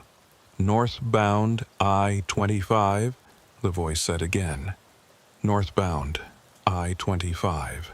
I released the mic and stared at the radio. Something was very wrong here. This wasn't a normal radio conversation, wasn't a normal equipment failure.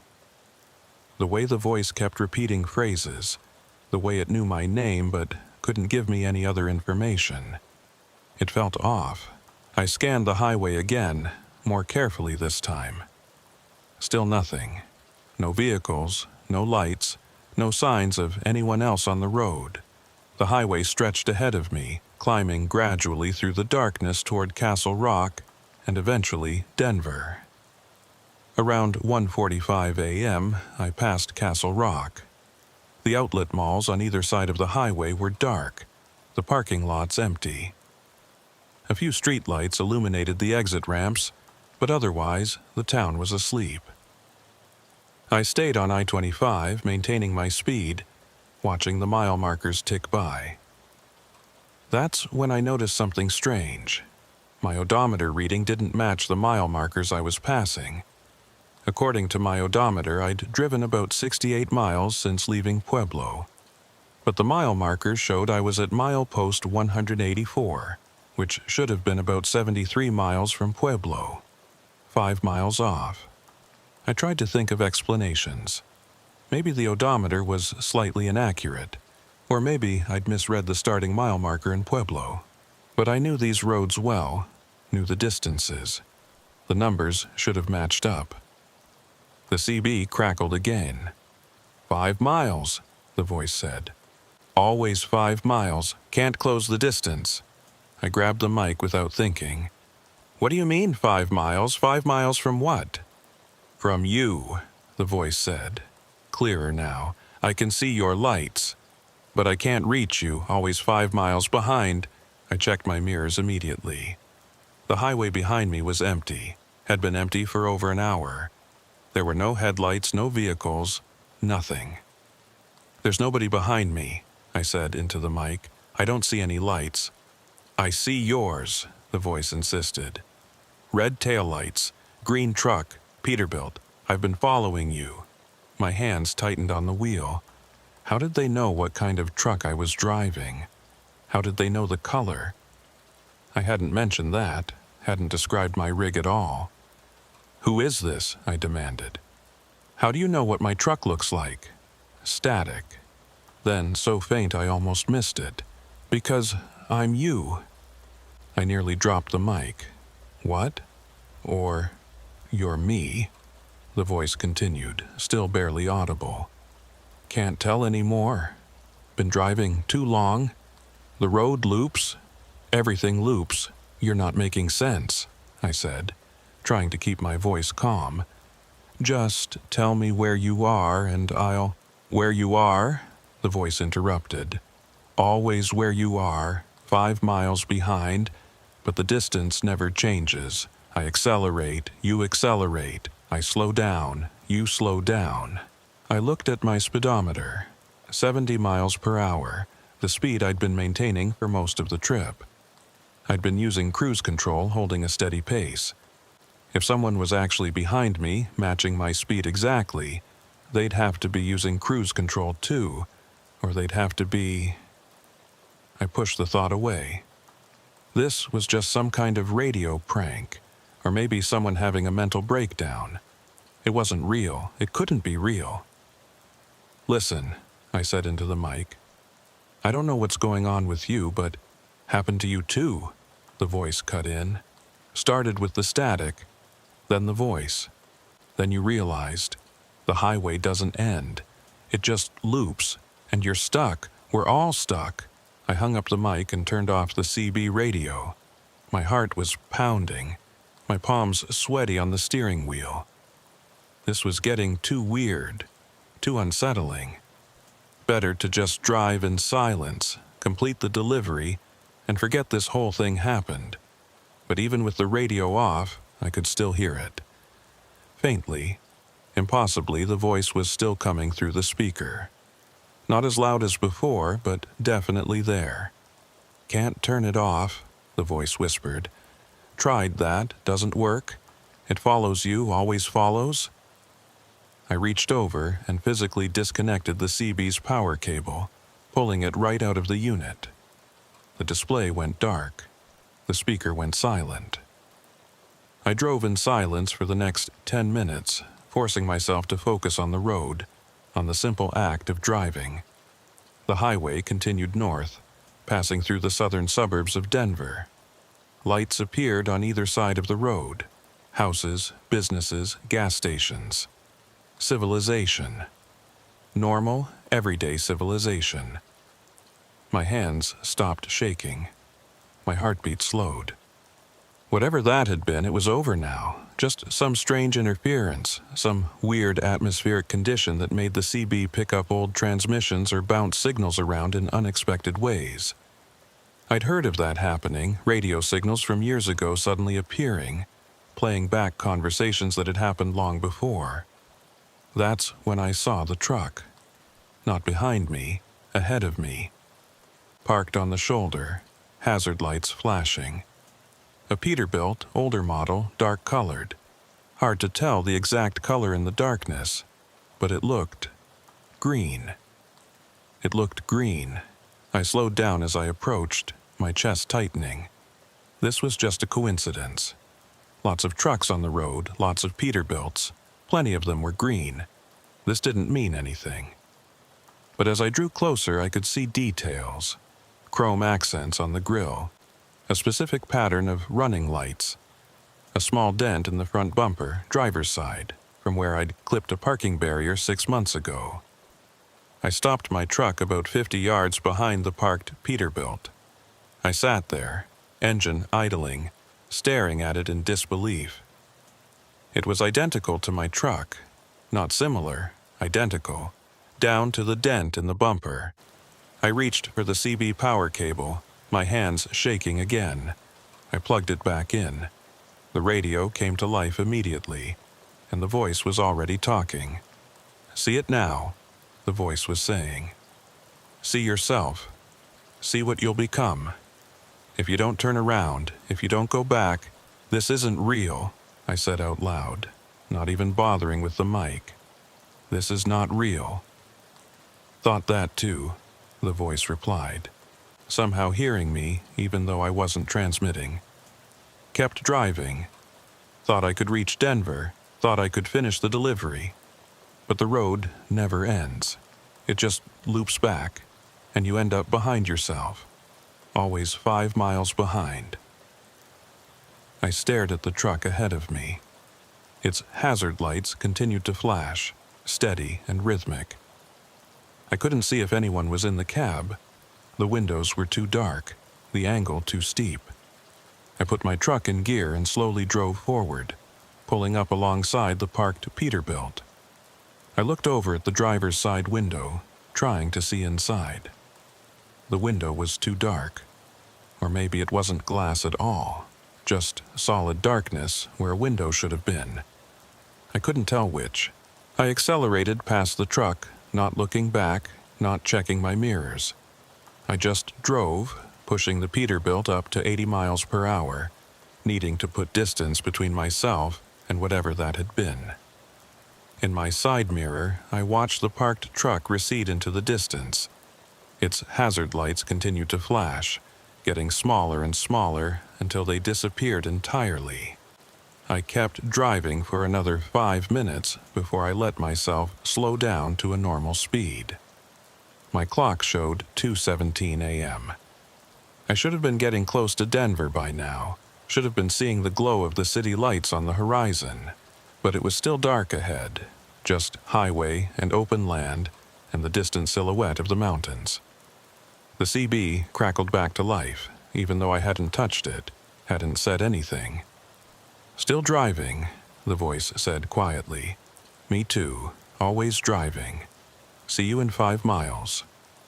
I drove for another 20 minutes in silence, refusing to acknowledge the radio, refusing to look at my mirrors more than necessary. The highway continued north through the darkness, passing through what should have been the southern edge of Denver, but I didn't see the city. No glow on the horizon, no increase in traffic, no signs of the metro area I had driven through 1,000 times. Just dark highway and scattered lights that could have been anywhere. Around 2:40 a.m. I saw a sign. Denver, 35 miles. That was wrong. According to my calculations, I should have been entering Denver by now, maybe even passing through it. I'd been driving for over 3 hours from Pueblo at highway speeds. Denver should have been behind me, not ahead of me. I checked my odometer. 420 was 143 miles. That meant I'd driven about 143 miles since leaving Pueblo. Pueblo to Denver was roughly 115 miles. I should have passed through Denver 20 miles ago. But the sign said I still had 35 miles to go. I thought about exiting the highway, finding a truck stop, maybe calling my dispatcher. But every exit I passed looked wrong somehow. The signs were there, the usual green highway signs marking towns and services, but when I looked down the exit ramps I couldn't see anything.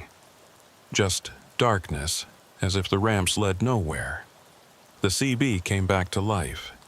Different voice this time. Or maybe the same voice, but changed somehow. "Made that mistake," it said. "Took an exit. Drove for hours. Never found anything. Just looped back to the highway. Same spot. Like the exit doesn't really go anywhere." I grabbed the mic, my frustration overriding my fear. "What do you want? Why are you doing this?" "Not doing anything," the voice replied. "Just warning you. Don't exit. Don't stop. Keep driving north. It's the only way." "The only way to what?" "To Denver. To the end. Except there is no end. Just the loop. But you have to keep driving anyway if you stop." The transmission cut off abruptly. I waited, but it didn't come back. I stared at the radio, at the Channel 19 display glowing in the darkness of the cab. "If I stop, what?" I said into the mic. "What happens if I stop?" No response. The radio remained silent for the next 10 minutes. I drove through that silence, watching the mile markers, watching my odometer, trying to make the numbers make sense. They didn't. The distance I was covering didn't match the mile markers I was passing. It was as if the highway itself was stretching, adding miles that shouldn't exist. I passed a sign for Castle Rock, 12 miles south. But I'd passed through Castle Rock almost an hour ago. I was north of it, heading toward Denver. The sign should have said I was 40 or 50 miles north of Castle Rock, not 12 miles. I was looping back. Somehow, impossibly, The highway was looping back on itself, taking me past the same landmarks I'd already passed. But I hadn't turned around. I'd been driving straight north the entire time, never exited, never turned. The CB crackled. "Understand now," the voice said. "You're starting to see it, the loop." "How is this possible?" I asked. "Roads don't loop. Highways don't just curve back on themselves." "This one does," the voice said. "Or maybe it doesn't. Maybe it's time that loops. Maybe you're driving through the same hour over and over. Can't tell anymore." I looked at my clock. 2:58 a.m. I tried to remember what time it had shown earlier. Tried to track whether time was moving forward normally, but I couldn't remember. The numbers all blurred together. Hours and minutes that might have been counting up or might have been stuck, repeating. "How long have you been on this road?" I asked. Static. Then, "Don't know. Feels like forever. Feels like I just started. Both at the same time. That doesn't make sense." "Nothing makes sense," the voice agreed. "But you keep driving anyway. Because what else can you do?" I wanted to argue. Wanted to insist that I could stop, could turn around, could break free of whatever this was. But something deep in my gut told me the voice was right. Stopping felt dangerous in a way I couldn't articulate. The thought of pulling over, of sitting still on this highway, filled me with a dread that had no rational explanation. So I kept driving. I passed through Monument again. The same lights on the same ridge I'd seen over an hour ago. I passed through Castle Rock again. The same outlet, malls dark and empty. I was retracing my route, driving through places I'd already been, but without ever turning around. The voice on the CB started talking more frequently now, offering observations and warnings in disconnected bursts. "Watch for the mile markers. They'll start going backward. Fuel gauge doesn't matter anymore. Tank never empties. Sometimes you'll see other trucks. They're all stuck too, all looping. Don't try to catch them. You never can. Distance stays the same." Each transmission made the situation feel more real, more inescapable. I was caught in something I didn't understand, something that defied the basic rules of physics and geography. And I wasn't alone. How many other drivers were out here, looping through the same stretch of highway, unable to reach their destinations? Around 3:30 a.m., or what my clock claimed was 3:30 a.m., I started seeing other vehicles. Not many, just one or two at a time, always far ahead or far behind. Headlights in my mirrors that never got closer. Taillights ahead that never got farther away. They maintained perfect distances, as if we were all synchronized, all moving at exactly the same speed through exactly the same loop. I tried the CB, calling out to them. "This is Mason Briggs. If any other drivers can hear me, please respond. I'm northbound on I-25 and something's wrong with the road." Multiple voices answered at once, overlapping and interfering. "Wrong with all of us. Been here since Tuesday, or maybe Thursday. Thought I was alone. Then saw the lights. Fuel gauge says empty but still running. Passed Denver 3 times. Never reached it. If you see exit 167, don't take it. Leads nowhere. Same with 181. Just loops back." The cacophony of voices faded back into static. I tried to ask follow-up questions, tried to get specific information, but none of them responded directly. They just transmitted fragments, pieces of their experiences, warnings that might or might not be relevant. I started keeping closer track of the mile markers. The voice had been right. They were going backward. I'd pass mile 184, then 183, then 182, counting down as I drove north. It was as if the highway numbering system had reversed itself, or as if I was driving south while my compass and the road itself insisted I was going north. My fuel gauge started to fluctuate. It would drop to half, then jump back to full, then drop to a quarter, then back to full. The engine never sputtered, never showed any signs of running out of fuel. It just kept running, steady and strong, regardless of what the gauge said. Around 4 a.m., I saw the parked truck again, the green Peterbilt with the chrome accents and the dent in the bumper. It was in the same spot, on the shoulder, hazard lights flashing. As if I'd looped all the way back to that exact location, or as if the truck had somehow moved to intercept me again. This time, I didn't stop. I drove past it at 70 miles per hour, not looking at the cab, not trying to see inside. In my mirror, I watched the hazard lights recede into the distance, and I felt a small sense of relief when they disappeared entirely. The CB came to life immediately. "Saw yourself again," the voice said. "Happens every loop. You'll get used to it." "I don't want to get used to it," I said. "I want to get off this highway." "So did I," the voice replied. "Tried everything. Every exit, every rest area, they all loop back, or they go nowhere, just darkness. There has to be a way out."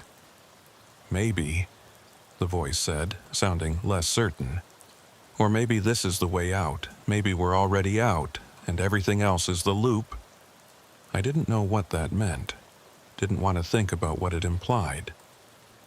I focused on driving, on maintaining my speed, on following the white lines that divided the lanes. The voice continued, unprompted.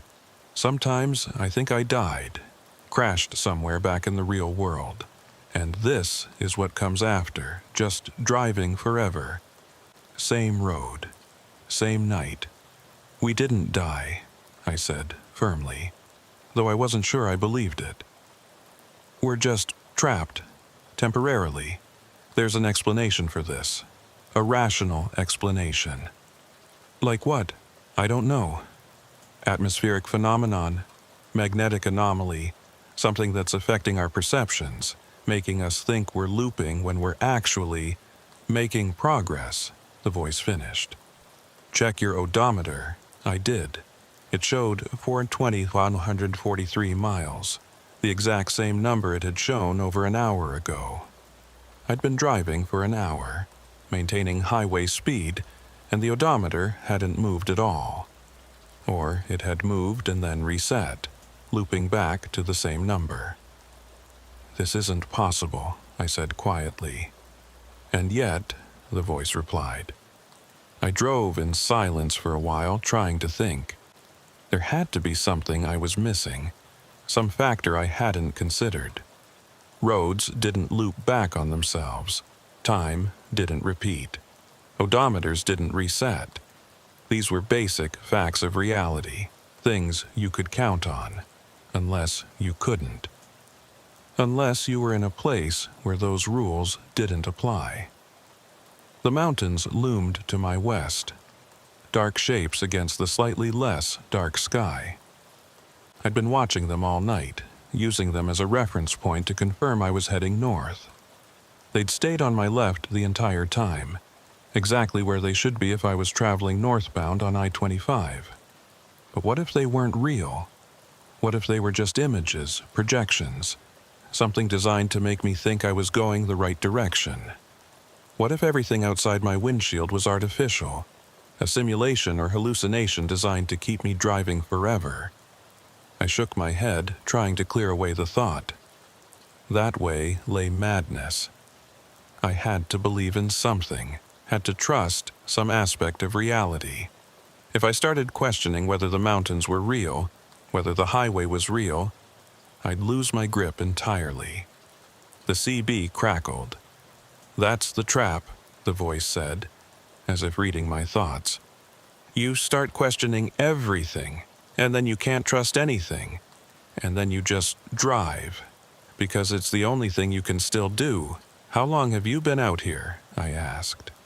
"Really? How long?" A pause.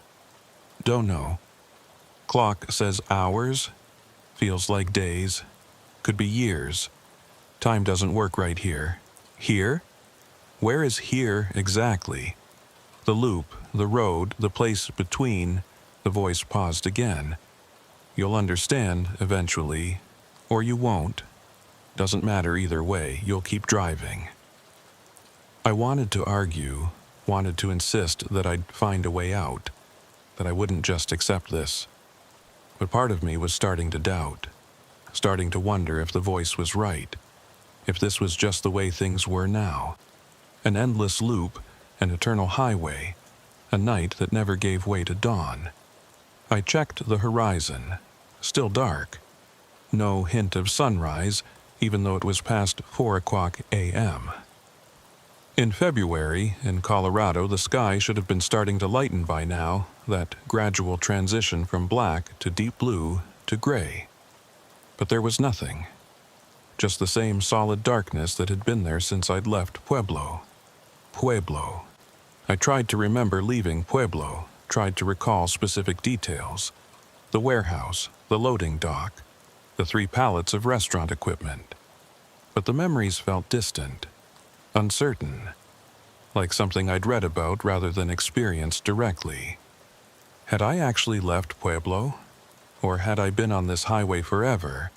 My memories of a starting point, just another part of the loop, another illusion designed to keep me sane enough to continue driving? The CB interrupted my thoughts. Stop wondering, the voice said. Doesn't help, just makes it worse. Accept it. Keep driving, that's all you can do. Is that what you did? Accepted it? Eventually, the voice admitted.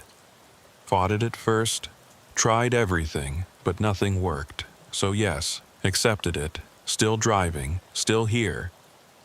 And you're okay with that? A long pause. Then, no, not okay. Never okay. But what choice do I have? The question hung in the air, unanswerable. What choice did any of us have? If the highway truly was looping, if there was no exit, no escape, no way to reach a destination, what could we do except keep driving?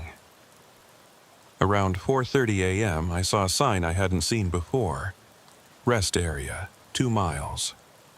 I didn't remember any rest areas on this stretch of I-25. I'd driven this route dozens of times, knew every exit and service. There was no rest area here, but the sign was real. I could see it clearly in my headlights, the standard green highway sign marking the distance to a rest area. 2 miles ahead. The voice on the CB spoke up immediately. Don't stop there, trust me, don't stop. Why not? I asked. What's wrong with it? It's not real, or it's too real, can't explain, just don't stop, keep driving past it. What happens if I stop? Don't know. Never stopped. Too afraid, but others have. They don't come back on the radio, they just disappear. I gripped the steering wheel tighter, watching for the rest area. Part of me wanted to stop, wanted to pull off and investigate, wanted to see what would happen. But a larger part, the part that had kept me alive through 16 years of trucking, told me to listen to the warning. The rest area appeared on my right, exactly 2 miles from the sign. It looked normal, a standard Colorado highway rest area with parking spaces for cars and trucks, a small building for restrooms, some picnic tables. The lights were on, illuminating the parking lot with that familiar orange sodium glow. But something was off about it. The shadows were too dark, the angles too sharp. And there were no other vehicles in the parking lot. No cars, no trucks, nothing. Just empty pavement and those harsh orange lights casting shadows that seemed to move independently. I drove past it, accelerating slightly, eager to put distance between myself and whatever that place was. In my mirror, I watched it recede, and I could swear the lights flickered, as if acknowledging my decision to keep going. Good, the voice said. You're learning. Trust your instincts. If something feels wrong, it is wrong. What was that place? Told you, don't know. Just know it's bad. Others went there, didn't come back. That's enough for me. I drove for another 15 minutes, the rest area fading from my mirrors, fading from my thoughts. The highway continued its endless loop, the mile markers counting down, the landmarks repeating. Castle Rock again, Monument again, Colorado Springs ahead, the lights of the city appearing on the horizon just like they had hours ago. Except this time something was different. This time, as I approached Colorado Springs, I could see other trucks. Not just distant headlights, but actual trucks, close enough to identify. 3 of them, spread out along the highway, all heading north like me. All maintaining that perfect spacing, that synchronized distance. I grabbed the CB mic. "This is Mason Briggs to the northbound trucks ahead of me. Do you copy?" 3 voices answered, overlapping. "Copy that. We see you. Welcome to the convoy." "How long have you all been out here?" I asked. The answers came back, fragmented and uncertain. "Since Tuesday, I think. 3 days. Or 3 hours. Does it matter? We're all here now." I thought about that. Did it matter? Whether I'd been driving for hours or days or years, the result was the same. I was here, on this highway, unable to escape. The specific duration seemed almost irrelevant compared to the fact of my imprisonment. "Is there any way out?" I asked, though I already suspected the answer. "If there is, we haven't found it. Tried everything, every exit, every rest area. Even tried crashing, didn't work. Truck just kept going, like hitting a wall that isn't there." That last comment made my blood run cold. Someone had tried to crash deliberately, hoping it would break the loop, and it hadn't worked. The truck had kept going, indestructible or invulnerable or simply not allowed to stop. "So we just drive?" I said. "Forever?" "Until we don't," one of the voices replied cryptically. "What does that mean?" "You'll see. Eventually, we all see." When the loop finally, the transmission cut off. I waited for them to continue, but the radio went silent. The 3 trucks ahead of me continued north, their taillights glowing in the darkness, and I followed them because there was nothing else to do. Somewhere around 5 o'clock a.m., though I was no longer certain that time meant anything on this highway, the CB radio began to change. The static underneath the transmissions grew louder, more persistent. And within that static, I started to hear other things. Not voices exactly, but sounds that might have been voices. Might have been something else entirely. Whispers. Hundreds of them. Thousands maybe. All talking at once in frequencies just below the threshold of comprehension. I couldn't make out individual words. Couldn't isolate specific speakers.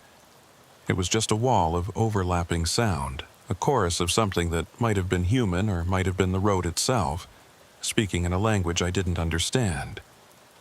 I turned down the volume on the CB, but it didn't help. The whispers continued at the same level, as if the volume control no longer affected them. I tried changing channels, scanning through the entire band from 1 to 40. Every channel had the same whispers, the same incomprehensible chorus. "Hear them now," the familiar voice said, cutting through the whispers. "They've been waiting for you to listen." "What are they?" I asked. "The others," the voice replied. "Everyone who came before. Everyone who got stuck.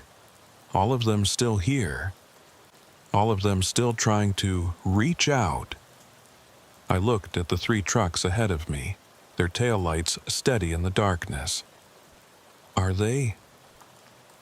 those drivers part of the whispers? Some of them. Eventually.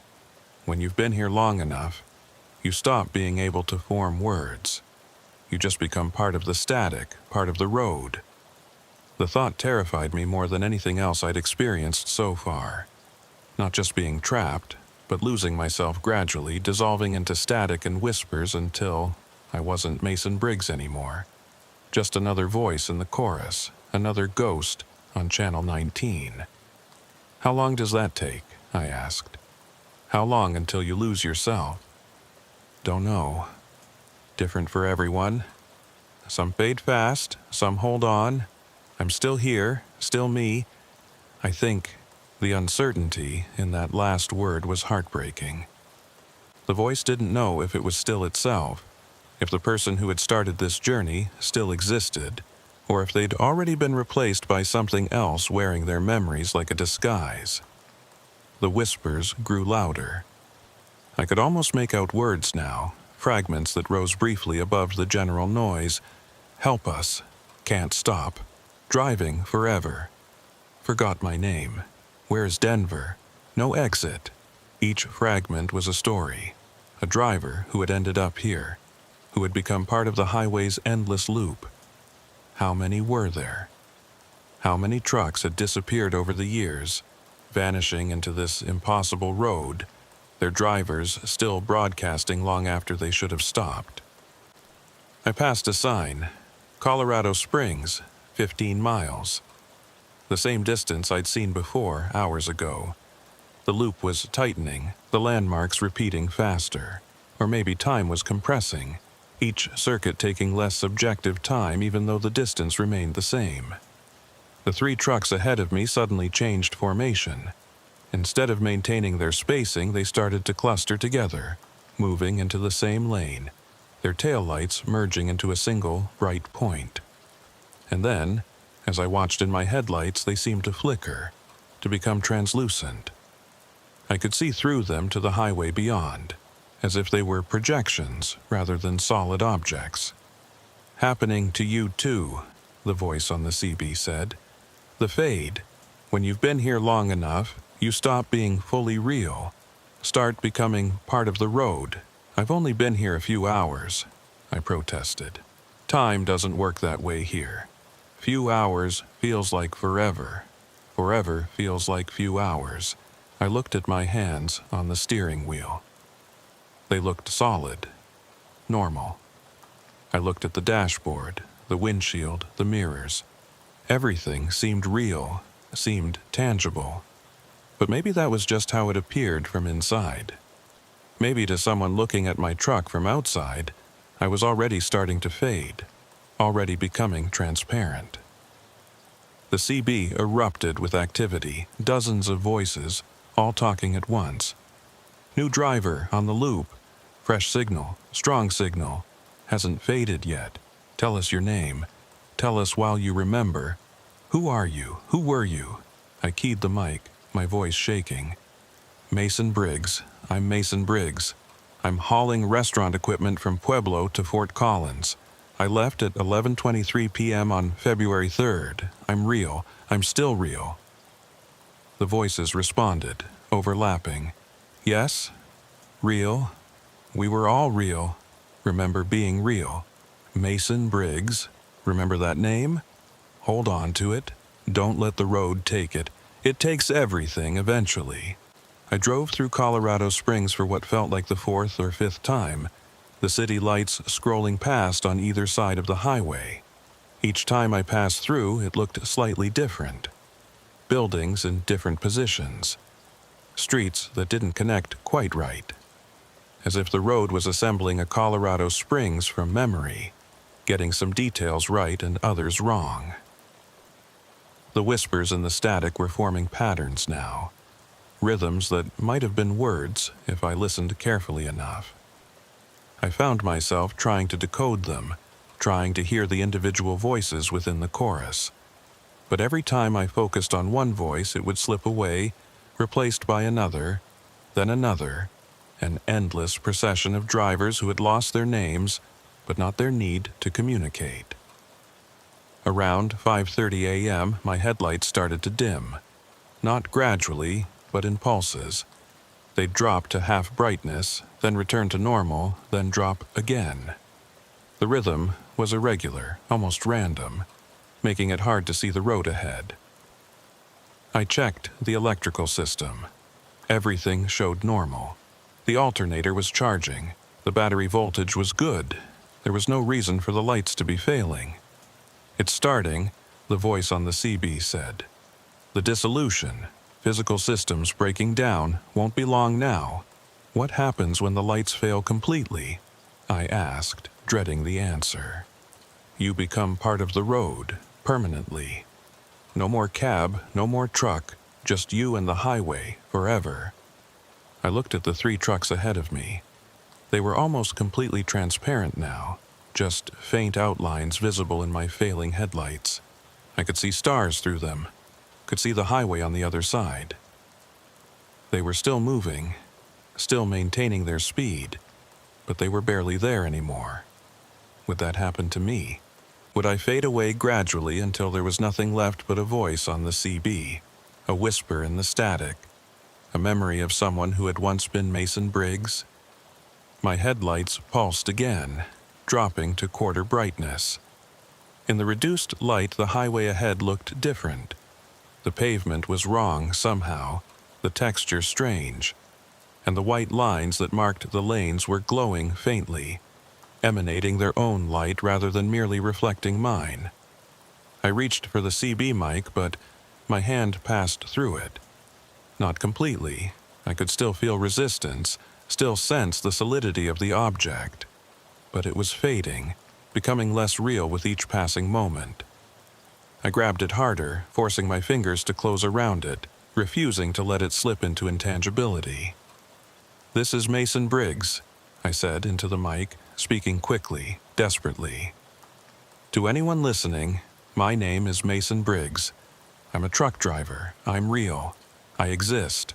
I'm not just static. I'm not just a voice. I'm a person. I have a name. Mason Briggs.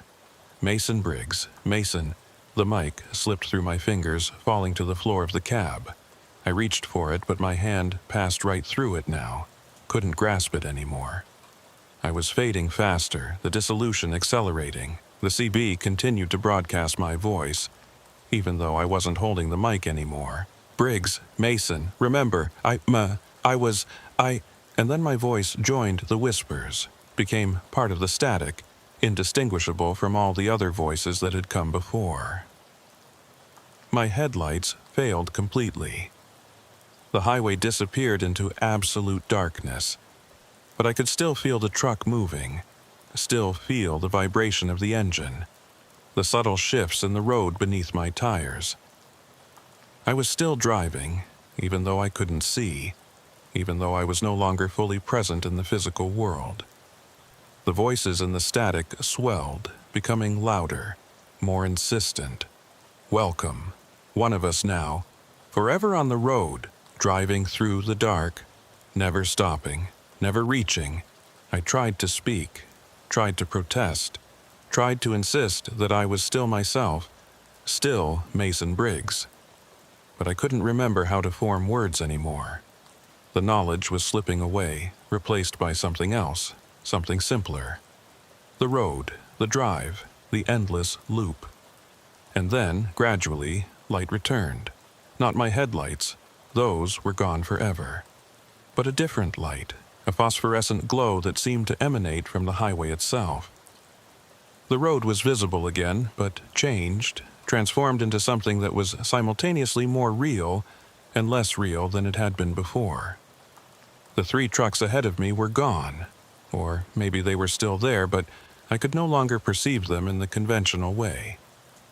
I sensed their presence, felt them as distortions in the flow of the road, eddies in the current that carried all of us forward. I looked down at myself and saw that my hands were glowing faintly, the same phosphorescent blue as the highway. My truck was glowing too, the entire rig emanating that strange light. I was becoming part of the road, merging with it, losing the boundary between driver and highway. And somehow, impossibly, I was okay with this. The fear was gone, replaced by a strange calm. This was where I belonged now. This was what I was meant to do. Drive forever through the darkness, following the endless loop, becoming one with the highway that had claimed me. The CB was still active, still broadcasting, though I no longer used a mic to transmit. My thoughts became signals, My awareness became radio waves. Still driving, always driving, part of the road now, part of the loop. Welcome to those who come after. We're waiting. We're always waiting. On Channel 19. Forever on Channel 19. I don't know how long I existed in that state. Time had no meaning when you were part of the road, part of the loop. I was everywhere and nowhere, driving through all moments simultaneously. My truck both present and absent on the highway. The other voices in the static became clearer. I could understand them now, could communicate with them in that wordless way that consciousness allows when it's no longer bound by the limitations of speech. We were a collective, a network of drivers who had all ended up here, all merged with the highway, all driving forever through the same endless loop. But something was different now. Something had changed in the pattern, a disruption in the endless repetition. I felt it before I understood it. A new presence on the highway, a signal that was stronger and clearer than the whispers, a voice that hadn't yet dissolved into static. I focused my awareness, tried to locate the source. There, southbound on I-25, heading toward Pueblo. A truck, solid and real, its driver not yet part of the loop. Fresh, untouched. Still believing they were on a normal highway, making a normal delivery. The collective stirred, attracted to the new signal like moths to a flame. We couldn't help it. The presence of someone still real, still fully present, was irresistible.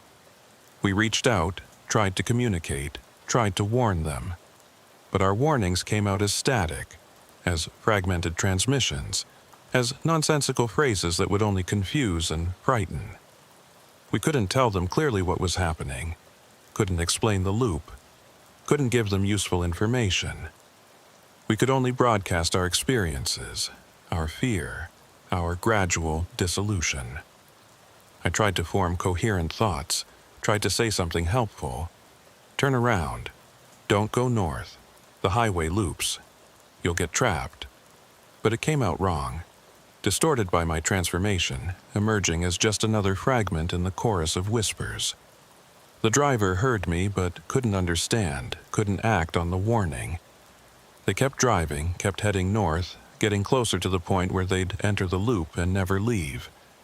I wanted to stop them, wanted to physically block the road, force them to turn around. But I was no longer physical in any conventional sense. I was a signal, a presence, a ghost on the radio. I could broadcast but not act, could warn but not prevent. The other voices joined me, all of us trying to reach the new driver. Exit the highway. Don't enter the loop. Still time to escape. Turn around while you can. But our voices blended together, became indistinguishable from static. The driver heard only noise, only interference. They kept going. I felt the moment they crossed the threshold, the invisible boundary where the normal highway became the loop. Their signal changed, became entangled with ours, started to resonate with the same frequency. They were trapped now, just like all of us. Another driver joining the collective, another consciousness merging with the road. The collective welcomed them. One of us now, welcome to the loop, forever driving, forever seeking Denver. I tried to offer comfort, tried to ease their transition. It's not so bad. After a while, you forget what you've lost, forget everything except the road. But I could feel their fear, their confusion, their desperate need to escape. They still believed there was a way out, still thought they could break free if they just tried hard enough. They hadn't accepted their fate yet, hadn't surrendered to the inevitability of the loop. I remembered feeling that way. Remembered the desperation, the denial, the frantic searching for an exit that didn't exist. How long ago had that been? Hours? Days? Years? I couldn't tell anymore. All moments existed simultaneously in the loop, all experiences overlapping. The new driver's broadcast joined ours on Channel 19. This isn't real. Can't be happening. Need to find a way out. Someone help me. Please, someone. We responded as best we could. There is no way out. Only the loop. Only the road. Accept it. Join us. But they fought it, resisted it, refused to surrender. Good. I hoped they'd hold out longer than I had. Hoped they'd maintain their identity, their sense of self, even as the road tried to absorb them. Time passed, or didn't pass. The loop continued its endless cycle. The new driver's signal gradually weakened, became less distinct, started to blend with the background static. They were fading, just like all of us had faded, becoming less real with each circuit of the loop. I felt a strange sadness watching their dissolution. Not for them specifically, I didn't know their name, couldn't remember if they'd ever said it, but for the pattern, the inevitability of it all. Every driver who entered the loop went through the same stages: denial, resistance, acceptance, dissolution. None of us escaped. None of us broke free. And yet we kept broadcasting, kept trying to warn the next driver, and the next, and the next, kept hoping that maybe one of them would understand, would turn around, would escape before crossing the threshold. It never worked. They all joined us eventually. But we kept trying anyway because what else could we do? The new driver's headlights failed. I felt it happen. Felt their transition from physical to ethereal, from driver to signal. Their voice joined the whispers, added one more layer to the chorus on Channel 19. The collective absorbed them, welcomed them, made them part of the network. And then we turned our attention outward again, listening for the next signal, the next driver who would enter our domain. Because that's what we did now. That's all we could do. Listen and wait and broadcast our warnings that would never be understood, cycling endlessly through the same loop, the same highway, the same eternal night. I tried to remember my name one more time, tried to hold on to that last piece of my identity before it slipped away completely. Mason. Something. Mason? Briggs? Was that right? Or was I someone else? Had I ever been anyone at all? Or was I just a signal that thought it had once been human? The collective murmured around me, thousands of voices all wondering the same thing, all trying to remember who they'd been before the road claimed them. None of us knew anymore. The memories had faded, dissolved like our physical forms, leaving behind only the essential elements. The drive, the loop, the endless journey toward a destination we'd never reach. And then I felt it. A new signal, fresh and strong, approaching from the south. Another driver, another truck, another consciousness that would soon join ours. The collective stirred, attracted to the presence, preparing to broadcast our warnings that would sound like static. I joined them, adding my voice to the chorus. Turn around. Exit the highway. Don't enter the loop. Still time. Still time. Still. But even as I broadcast the warning, I knew it wouldn't work. It never worked. They'd keep driving, keep heading north, keep approaching the threshold. And when they crossed it, they'd join us, become part of the collective, add their voice to Channel 19. The loop continued. The highway stretched on forever, or folded back on itself, or existed in some impossible geometry that human minds weren't meant to comprehend. We drove through it endlessly. We ghosts on the radio, we voices in the static, we drivers who had forgotten our names but remembered the road. I could feel the new driver getting closer. Could sense their confusion, their growing unease. They'd heard our warnings, heard the static and the whispers. They were starting to realize something was wrong, but they kept driving anyway because what else could they do? The road only went one direction, and stopping felt dangerous in a way they couldn't articulate. I tried one more time to warn them. to say something coherent, something that might actually help. My name was Mason Briggs. I remember that much. I was real once. You're real now. But you won't be. Not for long. The loop takes everything. Everyone. I'm sorry. I'm so sorry. The transmission faded into static, indistinguishable from all the other warnings, all the other apologies. The new driver heard it as noise, as interference, as something to be ignored. And they kept driving north toward us, toward the loop, toward their inevitable transformation from human to signal, from driver to ghost, from Mason Briggs or whoever they were to just another voice on Channel 19, broadcasting warnings that would never save anyone, cycling through an endless loop that had no beginning and no end. We waited for them. We the collective. We the lost. We the eternal drivers of I-25.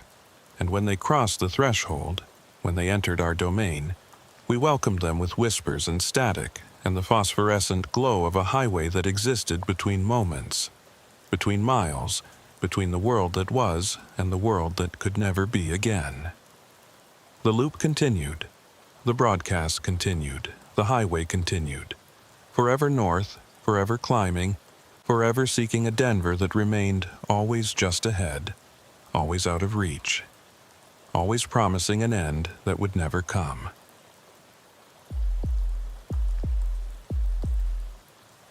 My name is Cole Dalton. I've been driving trucks through Colorado for 12 years, mostly running freight between Denver and Grand Junction on I-70. It's not glamorous work, but it pays decent, and I've gotten to know every mile of that highway like it's part of my own body. Every curve, every grade, every exit. Or, at least, I thought I knew them all. This happened on November 18th, a Saturday night. I'd picked up a load of construction materials in Denver, steel beams, concrete forms, welding equipment, headed for a site outside Grand Junction. The load was heavy, right at the weight limit, which meant I had to take the mountain passes slow and careful. I left Denver at 9:15 p.m., planning to arrive in Grand Junction around 2:30 a.m. My truck was a 2017 Kenworth T680, white with blue striping. I'd been driving her for 4 years, had put over 300,000 miles on her myself.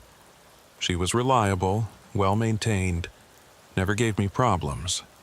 The only quirk was that the GPS liked to occasionally show rest areas that didn't exist.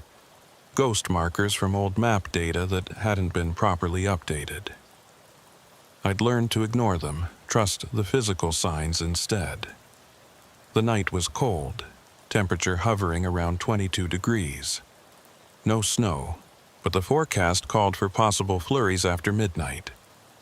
The highway was relatively quiet. A few cars, one or two other semis, nothing unusual for a Saturday night in November. Most of the ski traffic wouldn't start up for another few weeks, once the resorts had enough snow to open. I made good time through the western suburbs of Denver, past Golden and up into the foothills. The grade increased as I approached the mountains, but the Kenworth handled it well. I settled into the rhythm of the climb, watching the temperature drop degree by degree as I gained elevation. Around 10:30 p.m., I passed through the Eisenhower Tunnel, that 1.7 mile bore through the Continental Divide. The tunnel was well lit and empty, just me and one car going the same direction. I emerged on the western side and started the long descent toward Silverthorne and Frisco. That's when I first noticed the exit. It appeared in my headlights about 5 miles west of the tunnel. A small green sign that said, "Rest Area, 1 mile." I frowned at it, trying to remember if there was a rest area here. There shouldn't have been. The nearest rest areas I knew about were back near the tunnel or much farther west, past Vail. I checked my GPS. Sure enough, it showed a rest area symbol right where the sign indicated. But I'd driven this section of I-70 hundreds of times and never seen this exit before. Probably just another ghost marker, I told myself.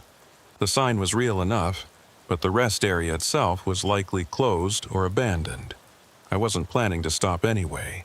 I had a thermos of coffee, plenty of fuel, and a schedule to keep. I drove past the exit, barely glancing at it in my mirrors.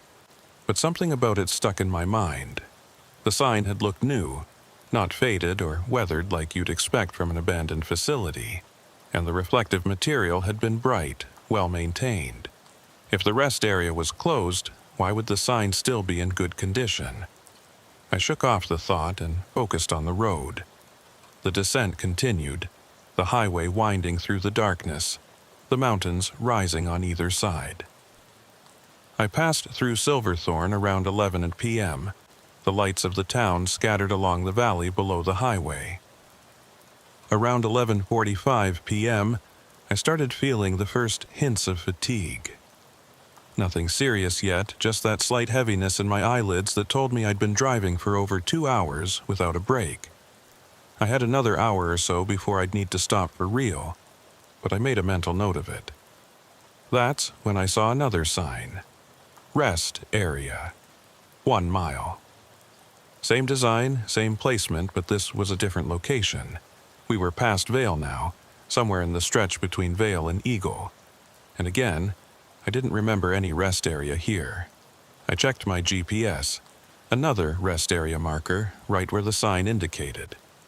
I was starting to feel uneasy now. 2 rest areas I'd never seen before, both showing up on my GPS, both marked with official-looking signs. What were the odds? I considered taking this exit, investigating, but something told me not to. Some instinct, some gut feeling that I'd learned to trust after 12 years on the road. If a place felt wrong, it usually was wrong.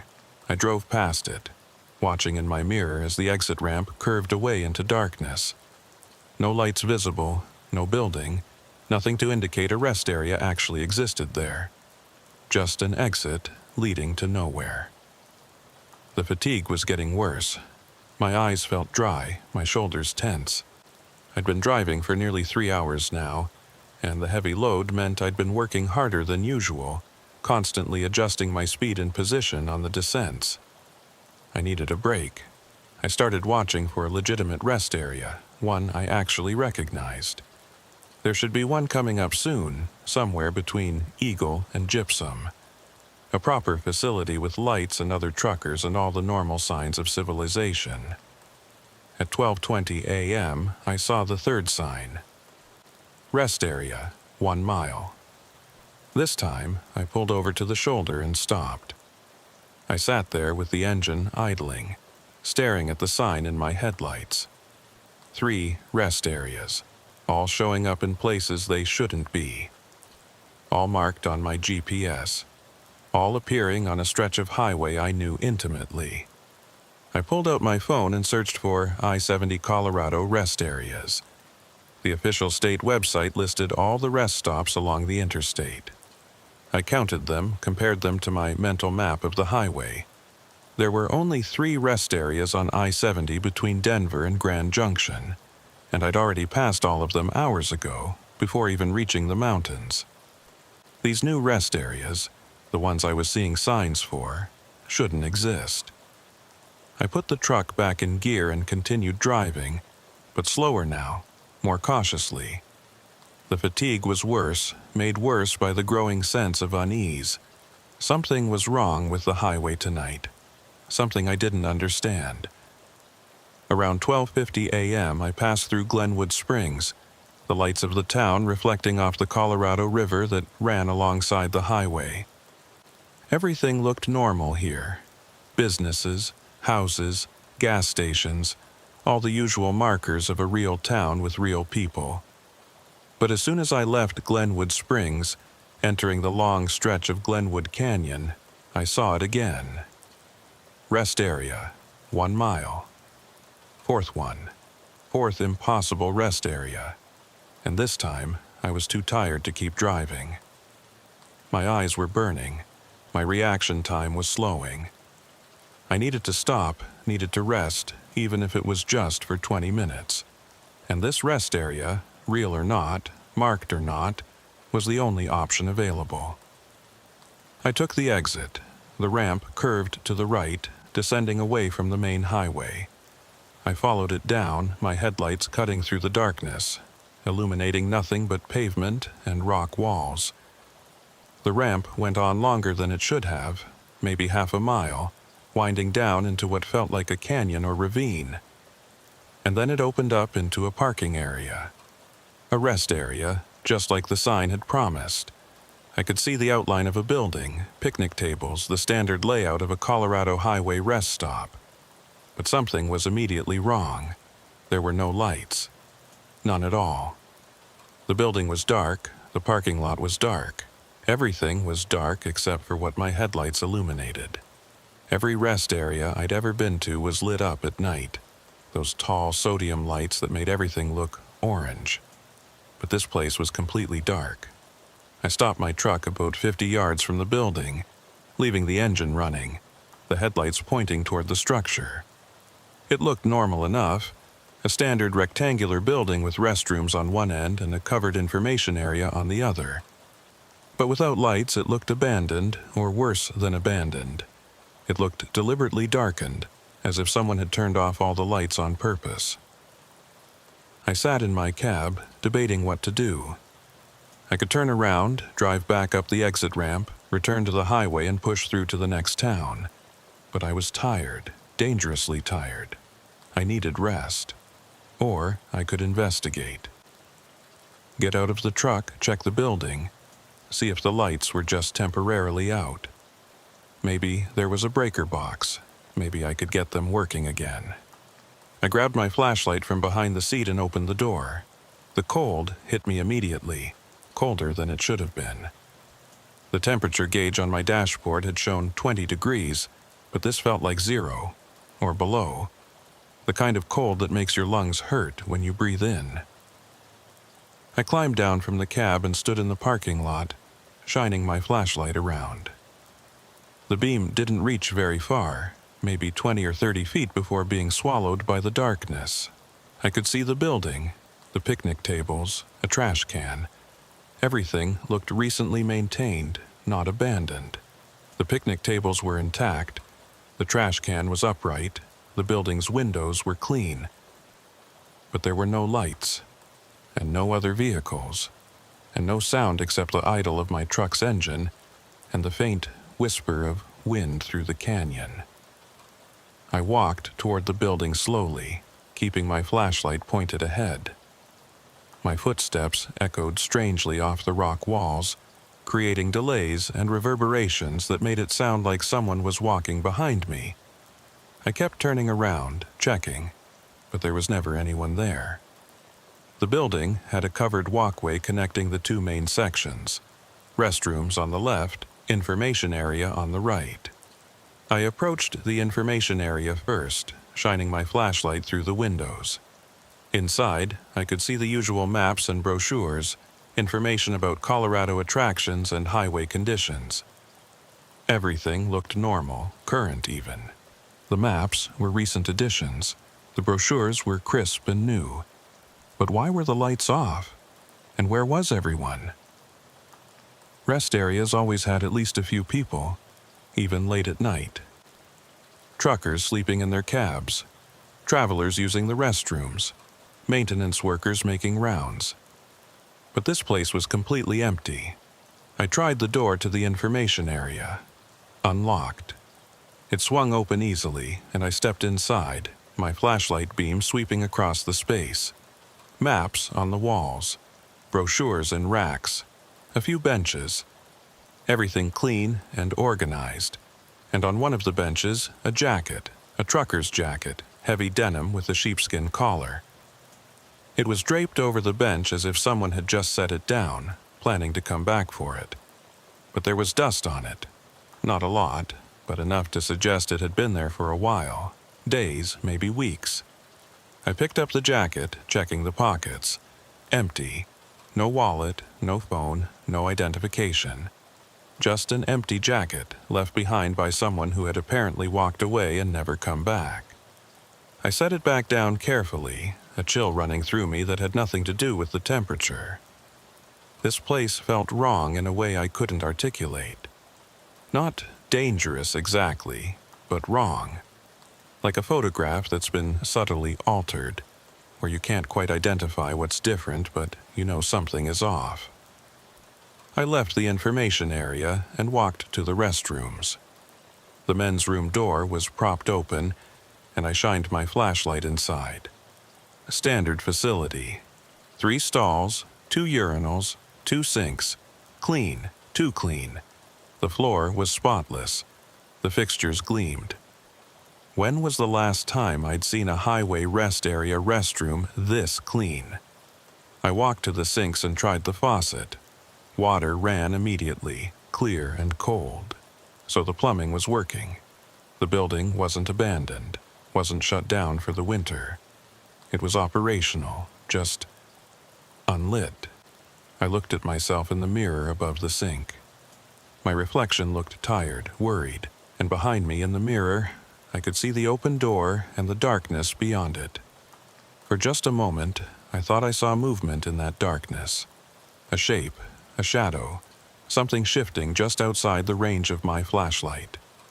I spun around, pointing the flashlight at the door. Nothing, just darkness and the faint outline of the parking lot beyond. I was letting my imagination run away with me. I was tired, stressed, seeing things that weren't there. There was nothing wrong with this rest area except that the lights were out. Probably just a power outage or a blown transformer. It happened. I went back outside, walking to my truck.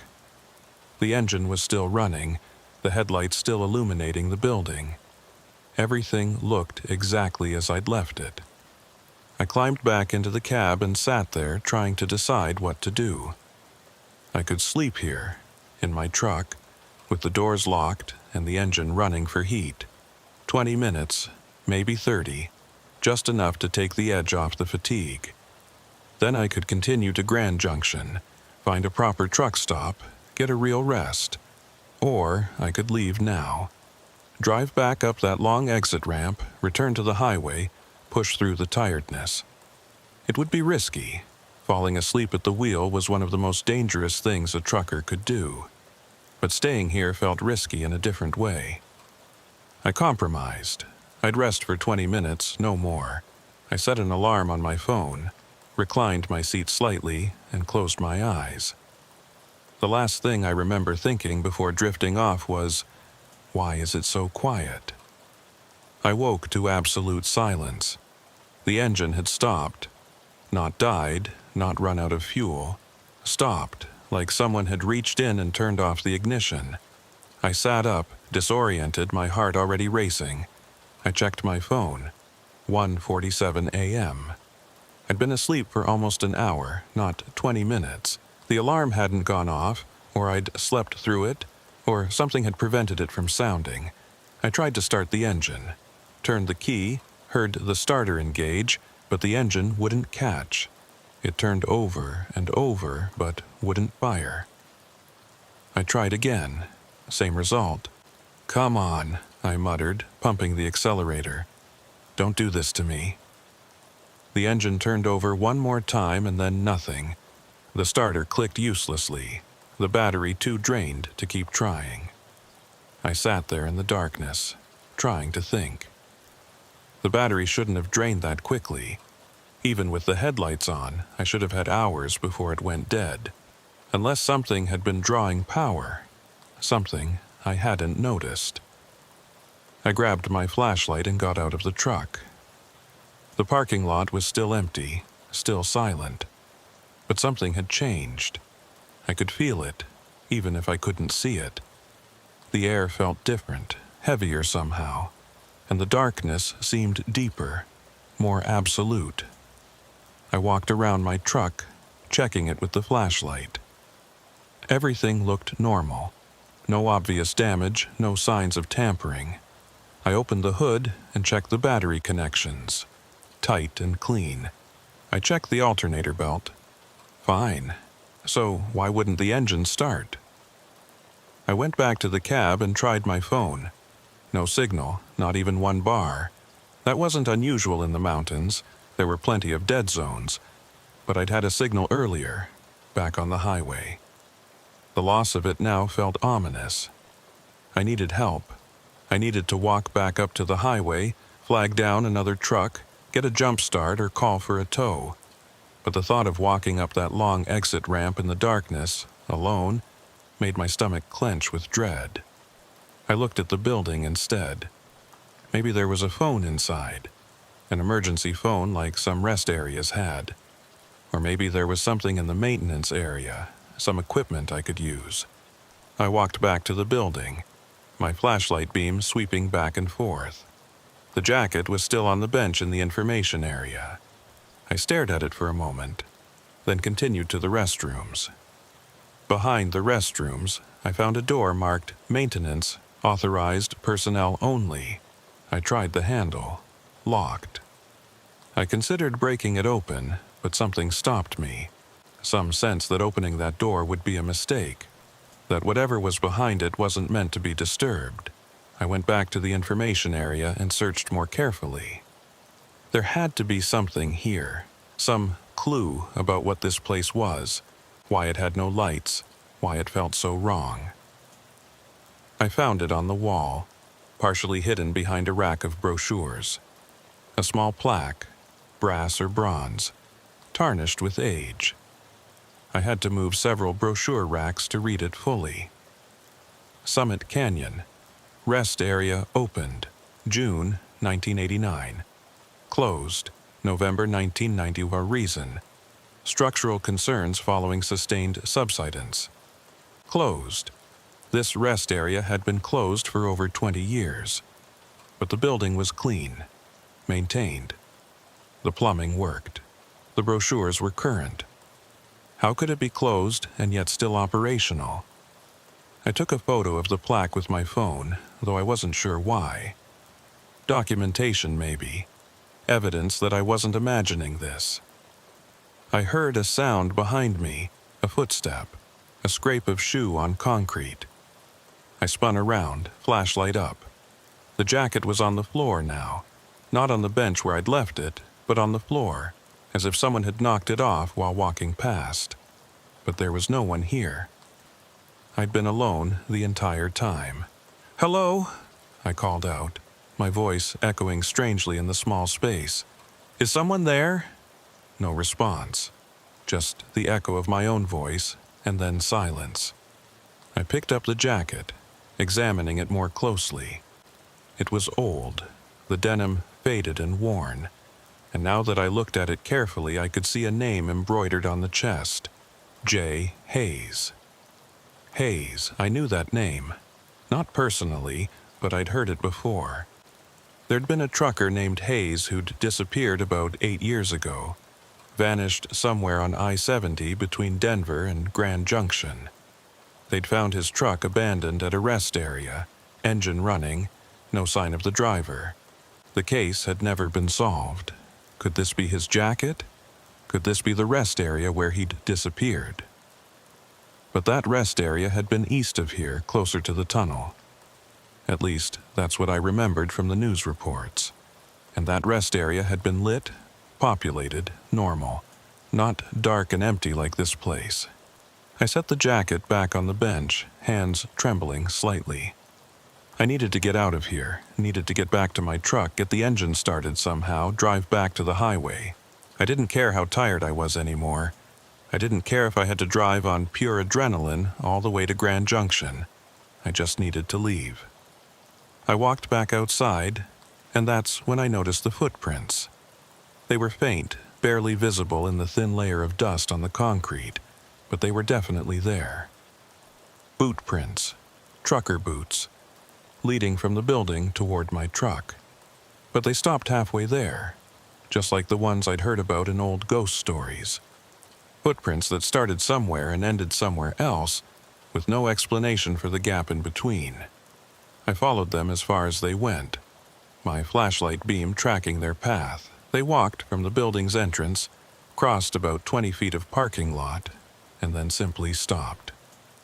No indication of where the person had gone after that. Just nothing.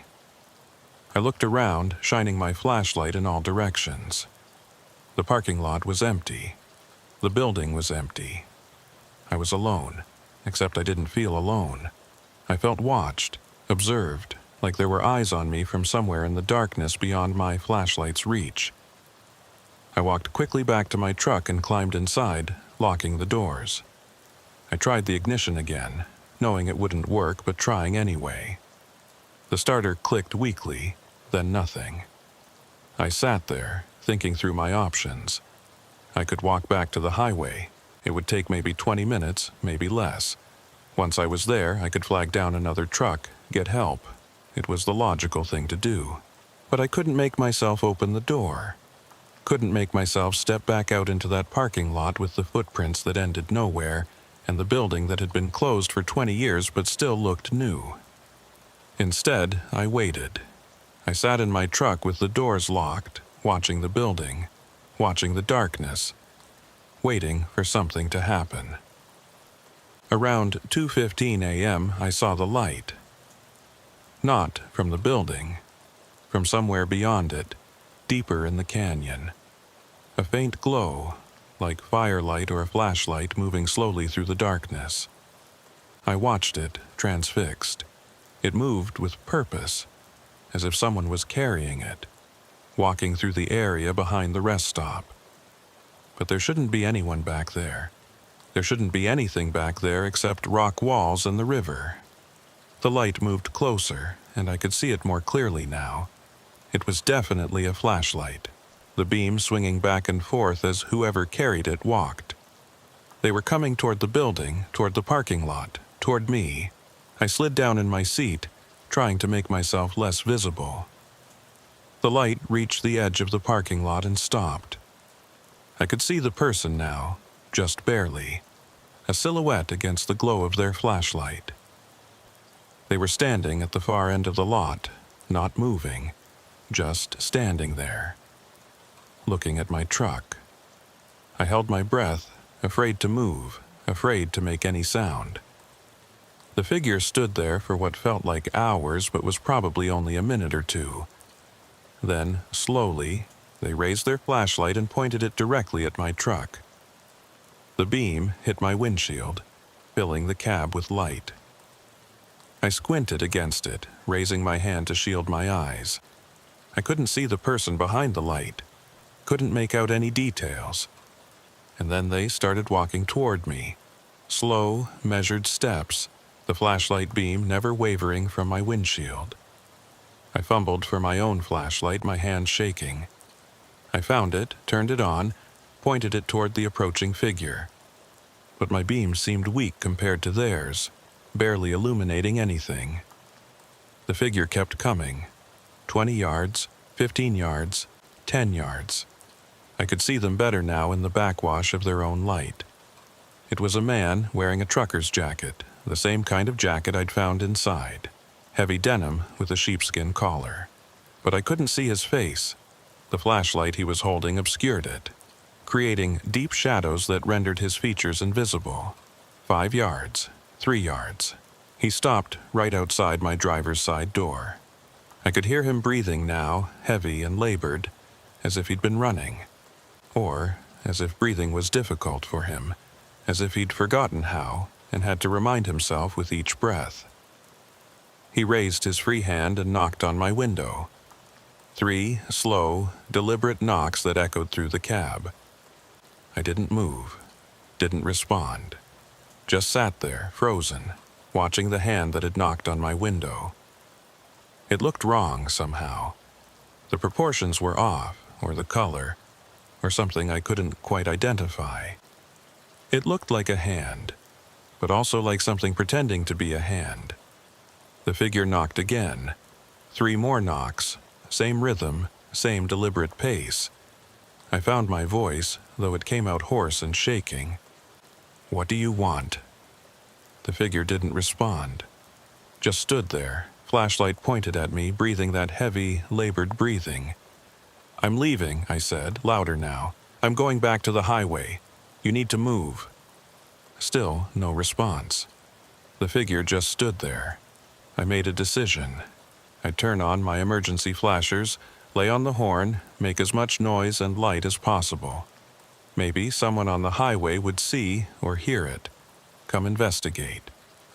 It was a long shot, but it was better than just sitting here. I reached for the flasher button, and that's when the figure moved. His hand, or the thing that looked like a hand, shot out and pressed against the window, palm flat, fingers spread. And through the glass I could see that the hand was wrong in a way I couldn't deny. The skin was the wrong color, a grayish blue that no living human should have. And the fingers were too long, the joints bending at angles that weren't quite right. It was a hand, but it was also something else, something that had maybe been a hand once, but had changed over time. I recoiled, pressing myself against the passenger side of the cab. The figure leaned closer to the window, and for just a moment, the flashlight beam shifted and I could see part of his face. It was Jay Hayes, or it had been Jay Hayes. The face was recognizable from the photos I'd seen in the news reports 8 years ago, but changed. The skin had the same grayish-blue color as the hand. The eyes were wrong, too large, or too dark, or too deep-set. And the expression was one of desperate hunger, or maybe desperate loneliness. He wanted something from me. Wanted me to open the door, to let him in, to join him in whatever he'd become. I fumbled for the ignition, turned the key, not expecting anything but trying anyway. The starter clicked once, twice, and then, miracle of miracles, the engine caught. It sputtered, almost died, then roared to life. I didn't wait. I threw the truck into drive and stepped on the accelerator. The Kenworth lurched forward, and I heard a thump as the figure fell away from the door. I didn't look back, didn't check my mirrors, just drove toward the exit ramp that would take me back to the highway. The headlights illuminated the ramp ahead of me. I accelerated up it, the engine straining with the heavy load and the steep grade. Behind me, in the mirrors I was trying not to look at, I could see the rest area receding, the building disappearing back into darkness, but I could also see the figure. He was running after me, keeping pace with the truck despite the fact that I was doing 30 miles per hour up a steep grade. His flashlight beam bounced wildly, and his form seemed to flicker and distort, as if he wasn't entirely solid, wasn't entirely there. I pushed the accelerator harder, coaxing more speed from the truck. 40 miles per hour, 45. The engine was protesting, the temperature gauge climbing into the yellow zone, but I didn't care. I just needed to reach the highway, needed to get back to the real world where things made sense. The figure was falling behind now, unable to maintain the pace. I watched in the mirror as he slowed, stopped, stood in the middle of the ramp with his flashlight still pointed at me. And then, just before I rounded a curve that would take him out of sight, I saw him raise his hand, that wrong, too long hand, and wave. Not a threatening gesture, not a goodbye. Something else. A beckoning, maybe, or a promise. I'll see you again. I reached the highway at 2:43 a.m., my hands still shaking on the wheel, my heart still pounding. I merged onto I-70 westbound and drove for 5 miles before I felt safe enough to slow down, to take my foot off the accelerator and let the truck settle into a normal, cruising speed. I tried to process what had just happened, the rest area that had been closed for 20 years, the jacket with Jay Hayes' name on it, the figure with the wrong hand and the wrong face chasing my truck up the exit ramp. None of it made sense. None of it should have been possible. And yet it had happened. I'd seen it, experienced it, barely escaped it. I thought about calling someone, the police, my dispatcher, anyone. But what would I say? That I'd stopped at a closed rest area and been chased by a ghost? They'd think I was crazy, or drunk, or hallucinating from exhaustion. Maybe I was. Maybe the whole thing had been a hallucination, a dream brought on by extreme fatigue.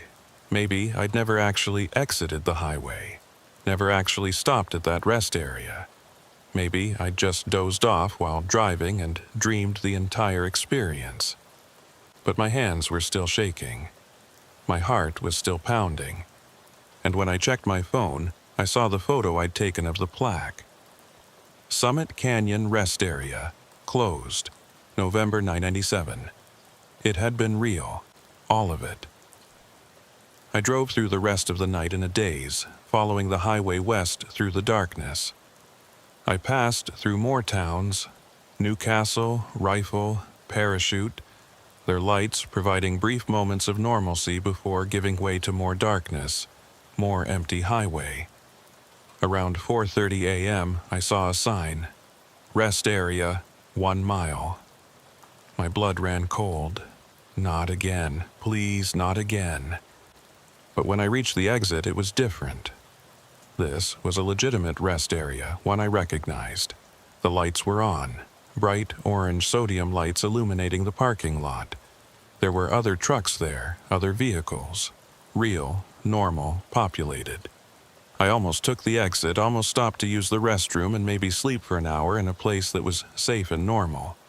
But I couldn't make myself do it. Couldn't make myself trust any rest area, not after what I'd experienced. I drove past it and continued toward Grand Junction. The sun rose around 7 o'clock a.m., the sky gradually lightening from black to deep blue to that pale, gray-orange of winter dawn. I'd never been so grateful to see daylight, to have the confirmation that night actually ended, that the sun actually rose. I reached Grand Junction at 7:45 a.m., 3 hours later than planned. I delivered the load, went through all the standard paperwork and procedures. The guys at the construction site asked if I was okay. I must have looked terrible, pale and shaken and exhausted. I told them I was fine, just tired from the drive. I checked into a motel and slept for 12 hours straight. When I woke, it was evening again, the sun setting, darkness approaching. I lay in bed for a while, dreading the coming night, dreading the drive back to Denver. I couldn't avoid it forever, though. I had another load to pick up, another delivery to make. This was my job, my livelihood. I couldn't just quit because of one strange experience. I picked up the return load, industrial equipment, heavy but properly distributed, and started the drive back to Denver at 8 o'clock p.m. The highway looked the same as always, the familiar curves and grades. I tried to convince myself that everything was normal, that the previous night had been an aberration, a one-time event. Around 10:30 p.m., I reached the section of highway where I'd seen the first sign for the rest area. I watched for it, expecting it, but hoping it wouldn't appear. It didn't. The highway continued normally. No signs for impossible rest areas, no unmarked exits. I let out a breath I didn't know I'd been holding. But then, around midnight, as I was passing through Glenwood Canyon, I saw it. The same sign, rest area, 1 mile. I gripped the wheel tighter, keeping my eyes straight ahead. I wasn't going to exit. I wasn't going to stop. I was going to drive straight through to Denver without stopping, no matter how tired I got. The exit appeared on my right. I could see the ramp descending into darkness, just like before. And I could see something else. A truck parked on the shoulder just before the exit, hazard lights flashing. A Kenworth T680, white with blue striping, just like mine. I slowed down as I approached, not wanting to but unable to stop myself. The truck looked abandoned, engine off, cab dark.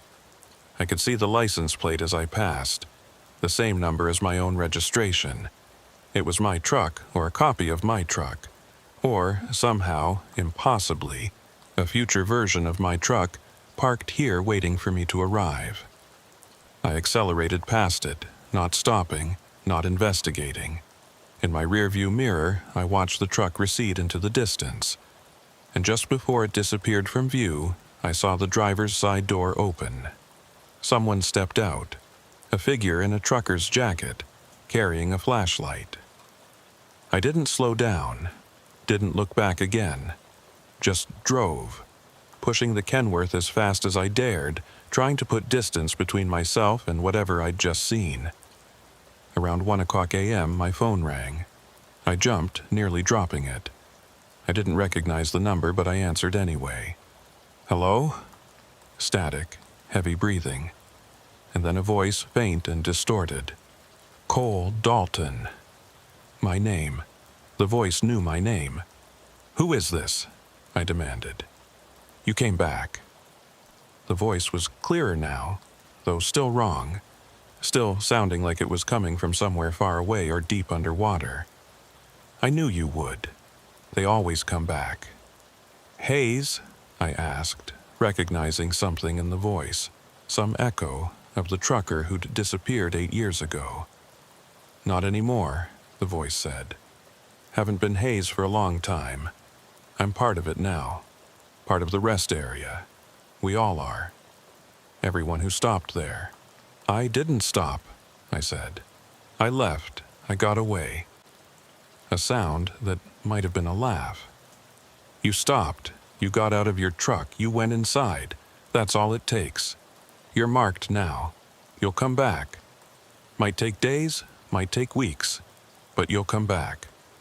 "I won't," I said firmly. "I'm never going back to that place. You don't have a choice. The highway will bring you back. The signs will appear. The exit will call to you. And eventually, you'll be too tired to resist.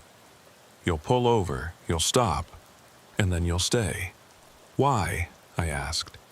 "Why does it want people to stop there? Doesn't want anything, it just is. A place between places. A rest area that never closed, not really. Just moved to the spaces between, the gaps in the map. And anyone who stops there becomes part of it.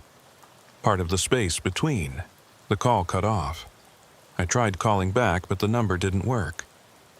"The number you have dialed cannot be completed as dialed."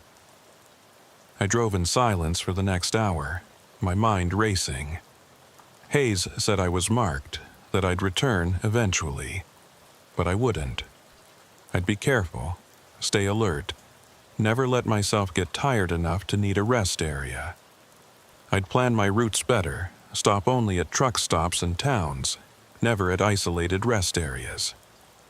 Around 2:30 a.m. I saw a sign, "Rest Area, 1 mile." I was only about 20 miles from Denver. There shouldn't be a rest area here. I'd driven this section hundreds of times, there was nothing here. I kept driving, refusing to even look at the exit when it appeared. But I could see it in my peripheral vision. Could see the ramp descending into darkness. And I could see trucks parked in the rest area. Multiple trucks, their shapes barely visible in the darkness. All of them dark, engines off, empty, or appearing to be empty. How many drivers were down there, trapped in that space between spaces, unable to leave? 3 miles later, another sign. "Rest Area, 1 mile." Then another, 5 miles after that. They were appearing more frequently now. The exits multiplying, the rest area spreading. Or maybe there were multiple rest areas all connected somehow, all part of the same impossible space. I white-knuckled it all the way to Denver, seeing rest area signs every few miles, each one marking an exit I refused to take. By the time I reached the city limits, I'd counted 14 signs. 14 exits, 14 rest areas that shouldn't exist. I delivered my load at 4:00 a.m. and went straight home. I showered, changed clothes, tried to eat something, but couldn't keep it down. I felt sick, feverish, as if something was wrong with me on a physical level. I looked at myself in the mirror and stopped. My skin looked pale, almost grayish, and my eyes, were they darker than they should be? Or was it just the lighting, just my exhaustion playing tricks on me? I touched my face, feeling the skin. It felt normal, warm, alive. But in the mirror, it looked wrong. Looked like it was starting to change, starting to become like Hayes's face. Like the faces of everyone else trapped in that rest area. I backed away from the mirror, my heart racing. This couldn't be happening. I'd left. I'd escaped. I wasn't going to become like them. But Hayes's words echoed in my mind. You're marked now. You'll come back. I didn't drive for 3 days after that. Called in sick, told my dispatcher I had the flu. He wasn't happy. They never are when you cancel runs, but he accepted it. I spent those 3 days researching. I searched for information about Summit Canyon Rest Area, about its closure in 1997, about what had happened there. I found very little. A brief mention in state highway records confirming it had been closed due to structural concerns. No details about what those concerns were. No explanation for why it had been abandoned rather than repaired. I searched for Jay Hayes, found the articles about his disappearance. They confirmed what I remembered. He'd vanished 8 years ago, his truck found at a rest area on I-70, engine running. No sign of the driver. But the articles didn't specify which rest area, just a rest area between Denver and Grand Junction. I looked for other disappearances, other truckers who'd vanished on I-70. I found 5 more cases over the past 20 years, all of them similar. Trucks found at rest areas, engines running, drivers gone. The cases were all unsolved, the drivers never found. Were they all at Summit Canyon?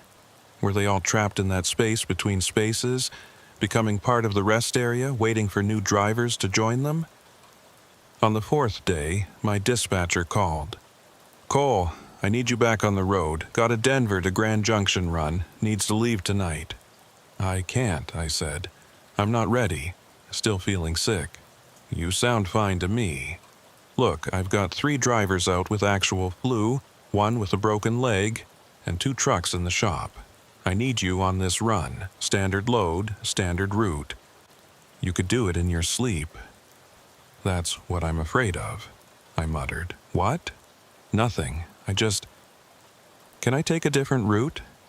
Maybe go south through New Mexico, come at Grand Junction from a different direction?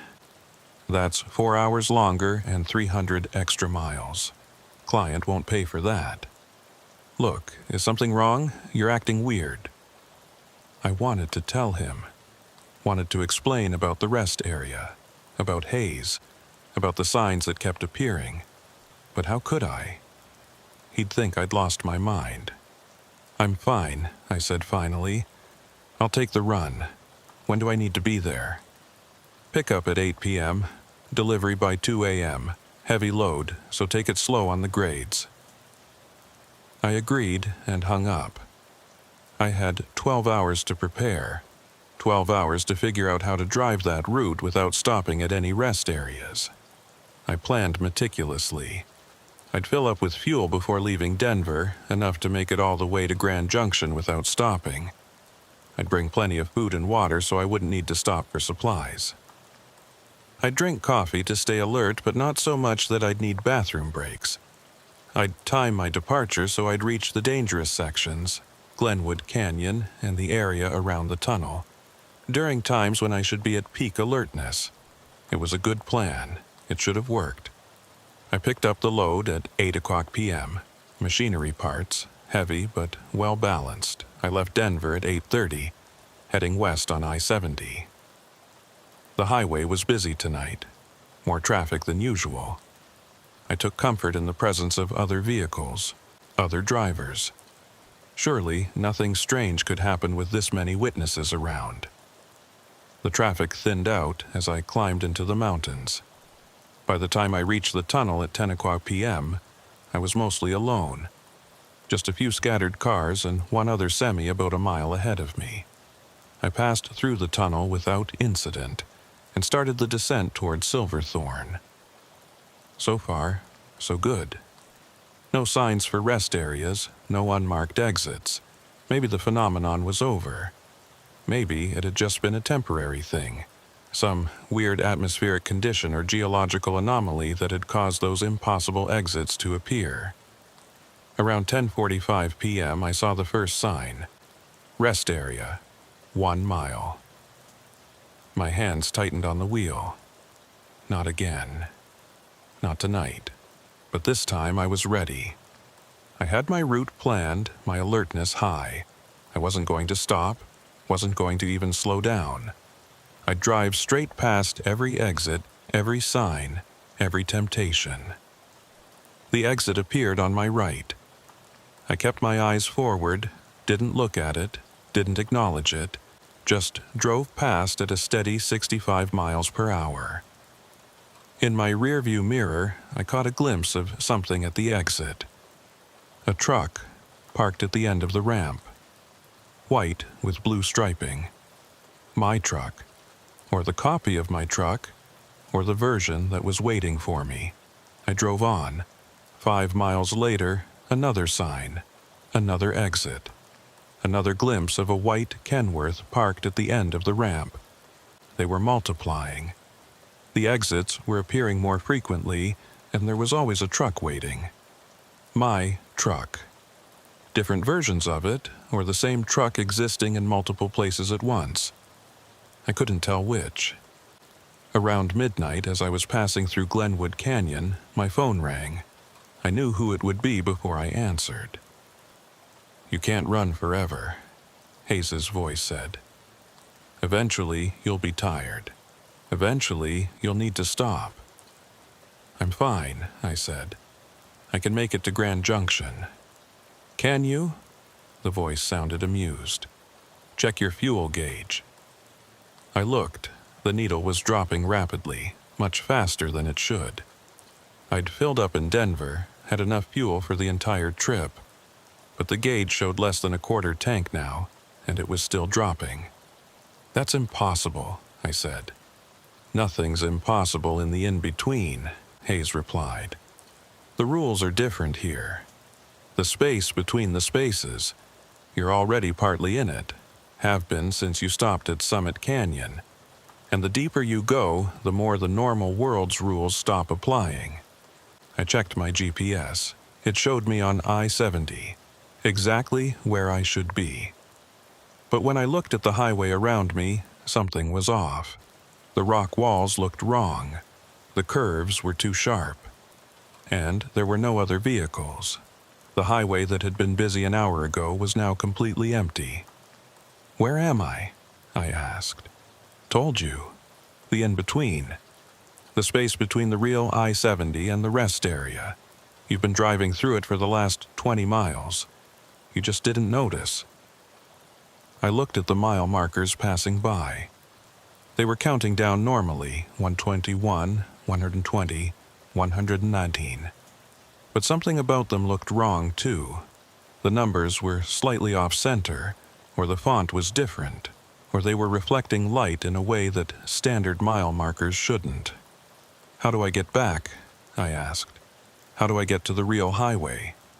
"You can't. Not anymore. You're marked. You're part of it. The only way forward is to stop. Accept it. Join us." "No," I said firmly. "I'm not stopping. I'm going to Grand Junction. I'm going to deliver this load. And then I'm going to quit this job and never drive I-70 again." Hayes laughed, a sound like wind through empty buildings. "You think geography matters? You think avoiding one highway will save you? The rest area isn't just on I-70 anymore. It's spreading. It's everywhere you are, everywhere you go. You brought it with you when you left. And now it's part of you, and you're part of Vail Pass." The call ended. I drove in silence, watching my fuel gauge continue to drop. Quarter tank. Eighth of a tank. The low fuel warning light came on. I should have panicked, should have been terrified. But instead, I felt a strange calm. Hayes was right. I couldn't run from this, couldn't avoid it. The rest area had marked me, claimed me. Fighting it was just delaying the inevitable. The fuel gauge hit empty. The engine sputtered once, twice. I waited for it to die. for the truck to coast to a stop on the shoulder. But it didn't. The engine kept running, smooth and steady, even though the gauge showed no fuel at all. Just like Hayes had described. Just like my truck had become something that operated outside normal physical rules. I saw a sign ahead. Rest area, now. Not 1 mile, not half a mile. Now, and the exit appeared immediately right in front of me. No warning, no distance. Just suddenly there, forcing me to make an immediate decision. Exit or crash. I took the exit. The ramp descended into darkness, just like before. But this time I didn't fight it. Didn't try to turn around or escape. I just followed the ramp down, into the canyon, into the space between. The parking lot appeared, lit now. Not by orange sodium lights, but by that same phosphorescent glow I'd seen in the Whispers. That blue-white luminescence that came from nowhere and illuminated nothing. There were trucks parked everywhere. Dozens of them, maybe hundreds. Kenworths and Freightliners and Peterbilts and Volvos. All makes, all models, spanning decades of trucking history. Some looked new, some looked ancient. All of them were empty, their cabs dark, their engines silent. I parked my truck among them, shut off the engine, and sat there for a moment. This was it, the end of my journey. The place I'd been trying to avoid but had been heading toward since the moment I'd first stopped here. I got out of the truck and walked toward the building. The door to the information area was open, and I could see inside. The jacket was still on the bench, Hayes's jacket, but it wasn't alone anymore. There were other jackets now, other pieces of clothing. Evidence of all the drivers who'd stopped here over the years. I walked inside and sat on the bench next to the jacket. The air was cold, but not uncomfortably so. It was the temperature of absence, the temperature of a space that exists outside of temperature. Hayes appeared in the doorway. He looked more solid than before, more real. Or maybe I was looking more like him now, fading into the same state of semi-existence. "Welcome," he said. "I knew you'd come back." "I didn't have a choice," I replied. "No, none of us did. The rest area chooses. We just respond." "What happens now?" I asked. Hayes shrugged. "You wait, you rest. Eventually, you forget why you came here. Forget where you were going. You become part of the space, part of the in-between, and when new drivers stop here, you try to warn them. Try to help them escape, but they never do. Like you tried to warn me. Like I tried to warn you," he agreed. I looked around the room, at the maps on the walls, the brochures in the racks. Everything looked current, updated, as if the rest area was constantly refreshing itself, constantly presenting itself as operational, even though it had been closed for decades. "How many of us are here?" I asked. "Don't know. Stopped counting years ago." Every truck out there represents a driver, and there are more trucks than you can see.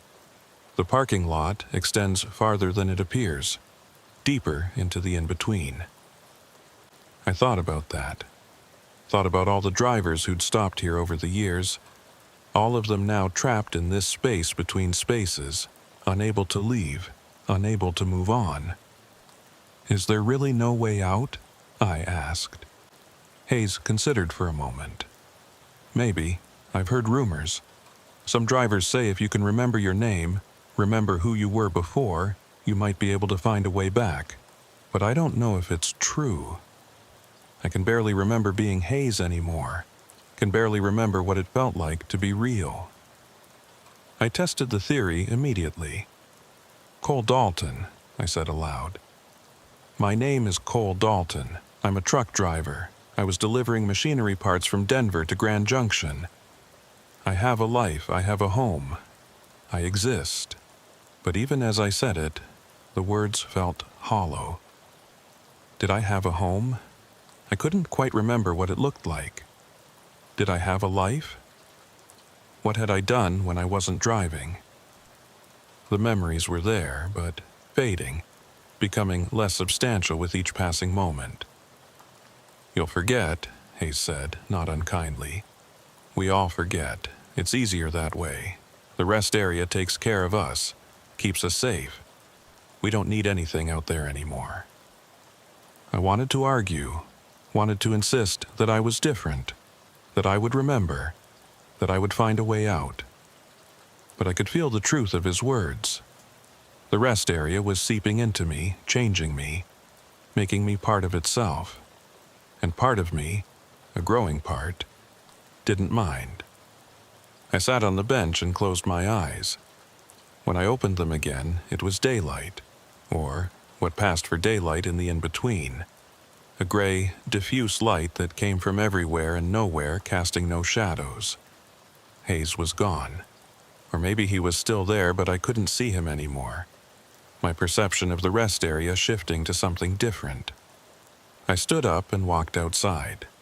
The parking lot looked different in the gray light. The trucks were still there, but they looked less solid, more like impressions of trucks than actual vehicles. And beyond the parking lot, I could see the highway. Not I-70, not any specific highway, just the concept of a highway, the idea of a road stretching endlessly in both directions. I walked to my truck, or the truck I thought was mine. I couldn't remember the license plate number anymore, couldn't remember what color the interior was supposed to be. But it felt like mine, felt familiar. I climbed into the cab and sat in the driver's seat. The keys were in the ignition, even though I didn't remember leaving them there.